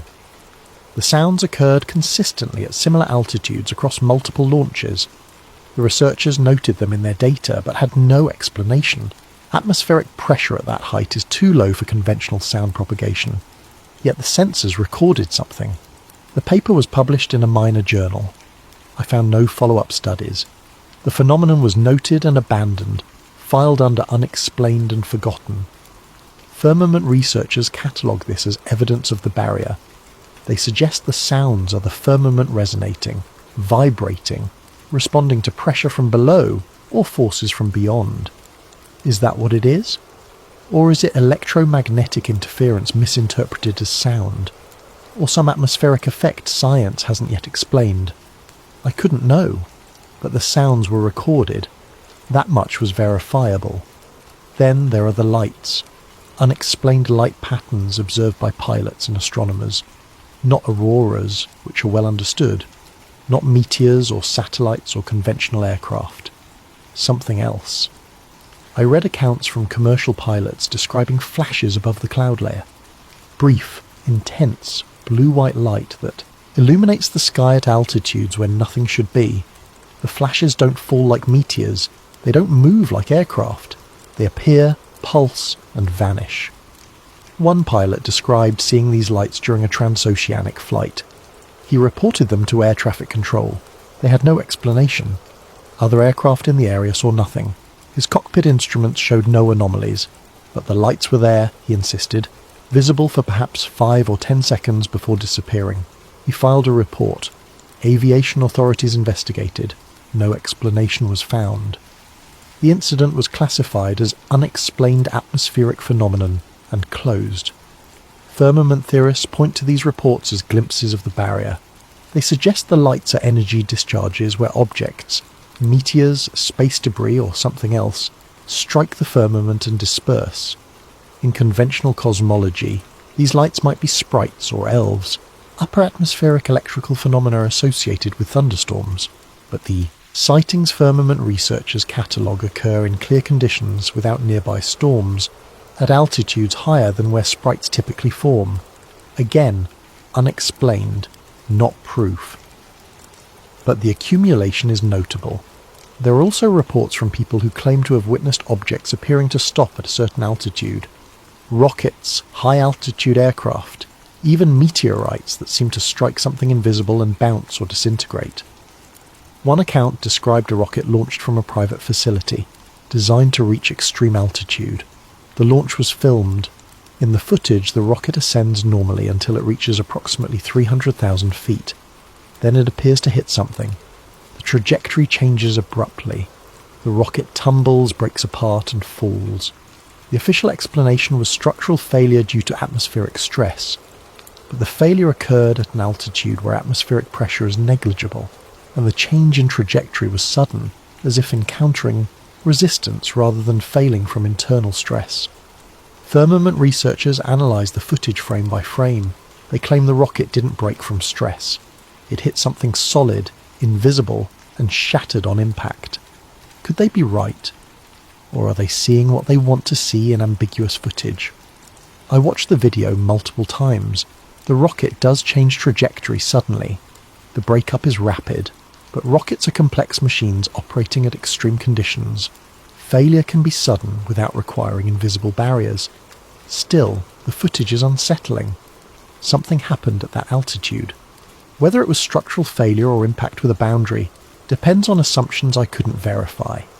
Beyond these specific incidents, there's a broader pattern that firmament researchers find meaningful: the lack of high-altitude phenomena. We know a great deal about the troposphere, where weather occurs. We know somewhat less about the stratosphere, where aircraft fly. But beyond that, mesosphere, thermosphere, exosphere, our knowledge becomes increasingly indirect, based on instruments, models, extrapolation. Firmament theorists ask, why are there no continuous observation stations in the upper atmosphere? Why do we rely on brief rocket flights and satellite data rather than permanent platforms? The official answer is engineering difficulty. Maintaining structures at extreme altitude is harder than orbiting satellites. The environment is hostile. Cost-benefit doesn't justify it. But the absence is noted. We have submarines in the deep ocean. We have stations in Antarctica. We have the ISS in space. But nothing in that transitional zone between atmosphere and void. Firmament researchers suggest this is intentional. If the firmament exists somewhere in the upper atmosphere, permanent observation platforms would detect it. Better to keep that region accessible only through brief controlled visits. Is this paranoid, or is it pattern recognition? I thought about how much of our cosmological understanding depends on that inaccessible zone. We can't go there personally. We can't station observers there. We must trust instruments, briefly deployed, reporting data that's interpreted through models we can't independently verify. The gap between what we observe directly and what we believe exists is enormous, and in that gap, uncertainty breeds alternative explanations. I found one account particularly compelling not because it proved anything, but because it illustrated the epistemological problem. An amateur group built a high-altitude balloon platform. They equipped it with cameras, sensors, GPS tracking. Their goal was to document the ascent from ground to maximum altitude continuously. The balloon launched successfully. It ascended normally. At around 120,000 feet, telemetry became erratic. GPS showed the balloon's position jumping impossibly. Cameras recorded distorted images as if passing through some kind of interference. Then, at approximately 130,000 feet, all systems failed simultaneously. No gradual degradation, instant loss of signal. The balloon was never recovered. GPS last position showed it at altitude, but search efforts found nothing. The amateur group concluded equipment failure, but they couldn't explain why all systems failed at once, or why GPS showed impossible position jumps before failure, or why the balloon vanished so completely. Firmament researchers catalogue this as the balloon hitting the barrier. They claim the altitude, around 130,000 feet, is consistent with other incidents. They suggest this is where the firmament begins, where the enclosed system transitions to whatever lies beyond. But balloons fail. Electronics malfunction. GPS can give false readings. The simplest explanation is technical failure plus bad luck in recovery. Except the pattern exists across multiple incidents. Different groups, different equipment, similar altitudes, similar failures. Is that statistically significant?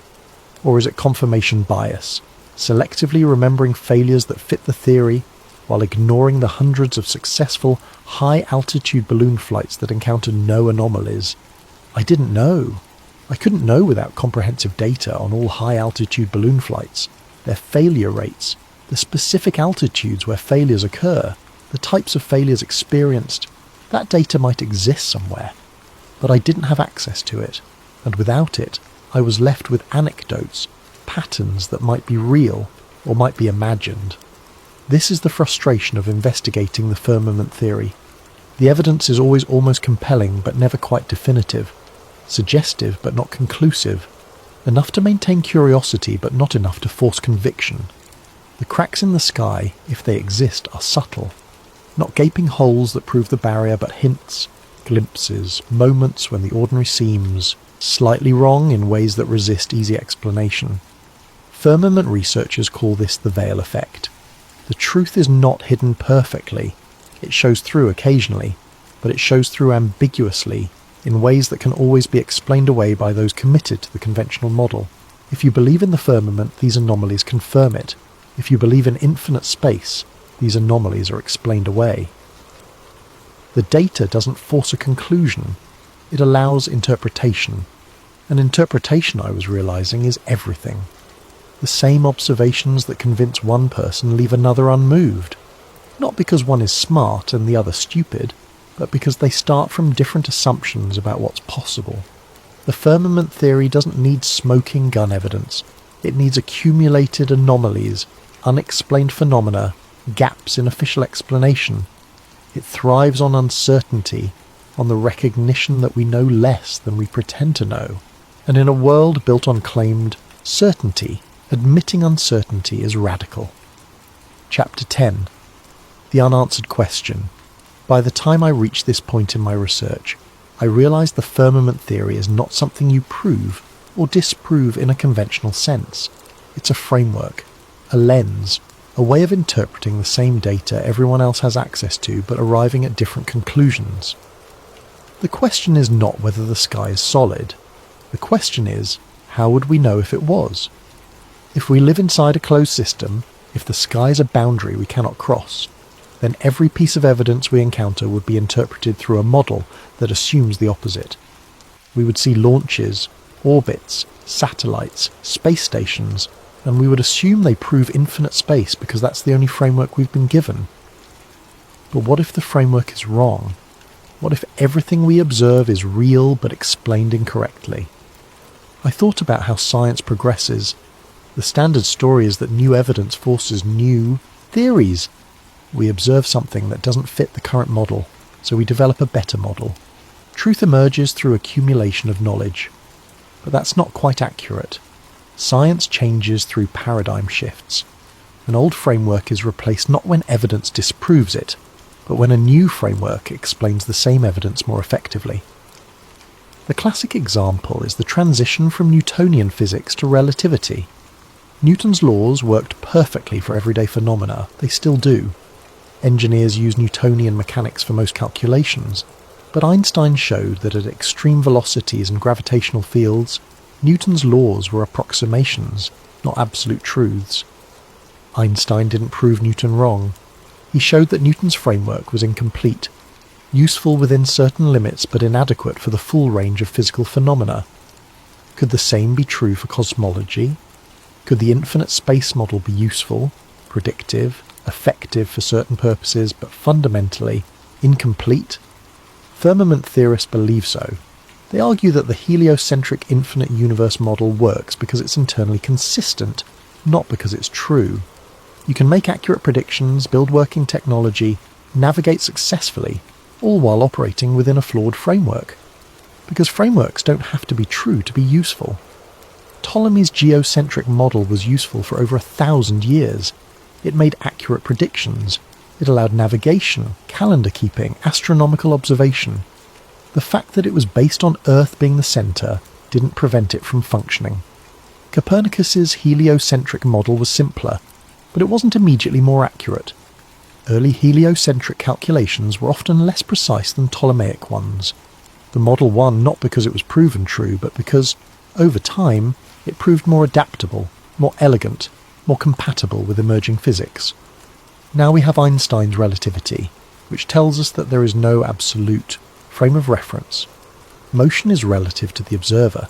You can describe the universe from a geocentric perspective or a heliocentric perspective, and both are mathematically valid. This is mind-bending. It means that, in a sense, the ancient geocentric model was not wrong.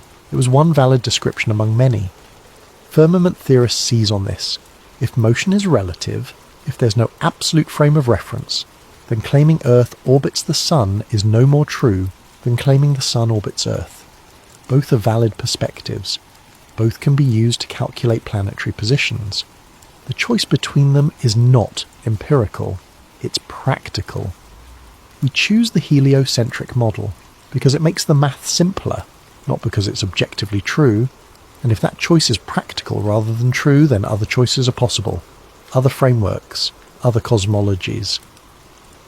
The firmament model is one such alternative. It takes the same observations, planetary motion, the appearance of the sky, the behaviour of light and gravity, and interprets them through a framework of enclosed Earth rather than infinite space. Does it work as well as the standard model? For some purposes, yes. For others, no. It requires different mathematics, different assumptions, different explanations for various phenomena. But so did heliocentrism when it first challenged geocentrism. So did relativity when it challenged Newton. New frameworks are always awkward at first. They must be developed, refined, tested against accumulated observations. The firmament model has not undergone that rigorous development. It exists mostly at the margins, among independent researchers without institutional support. It has no funding, no laboratories, no peer review process. Is that because it's wrong, or because it's unacceptable? I started to wonder, what would it take to actually test the firmament hypothesis rigorously? You would need independent access to high altitudes, the ability to launch your own rockets or balloons equipped with instruments designed to detect boundaries rather than assuming infinite space. You would need access to raw satellite data, unprocessed, with full metadata, the ability to verify that images from space are what they claim to be rather than composites or reconstructions. You would need permission to explore Antarctica independently, without restrictions, to circumnavigate it in ways that would definitively confirm or deny its shape. You would need the ability to repeat historical experiments like measuring Earth's curvature or testing for rotation, with modern equipment transparently, with results that can't be dismissed as error or misinterpretation. All of this is theoretically possible, but practically, nearly impossible without institutional backing, and institutions are committed to the current model. They have no incentive to test alternatives that threaten foundational assumptions. This is the epistemological trap. The people with resources to test the firmament hypothesis rigorously are the same people who would lose credibility if it were proven true. The people motivated to test it lack the resources, so the hypothesis remains untested, not disproven but not verified, existing in a liminal space between rejected idea and genuine alternative. Firmament theorists argue this is intentional.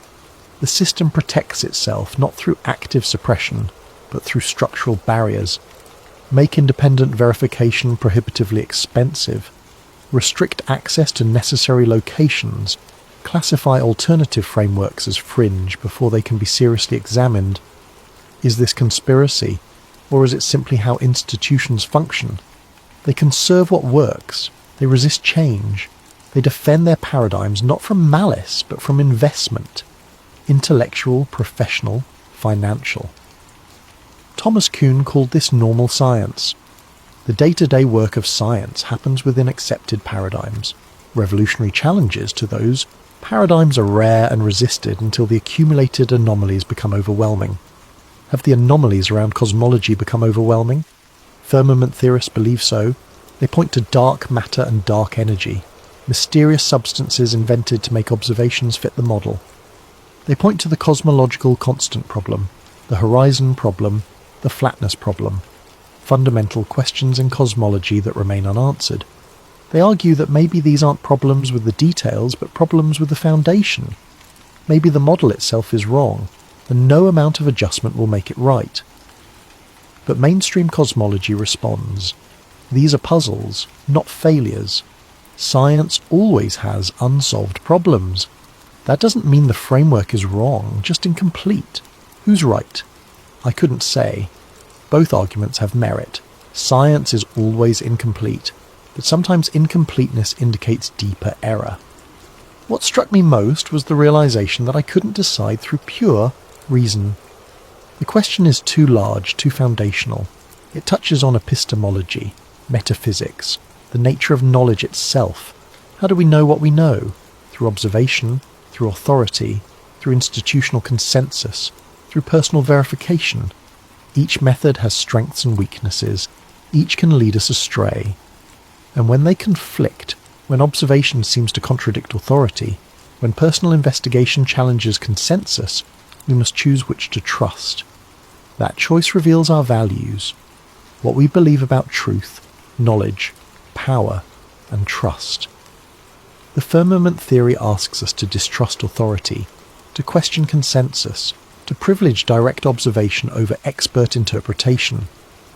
This is appealing to people who feel betrayed by institutions. It's threatening to people who depend on those institutions for meaning and structure.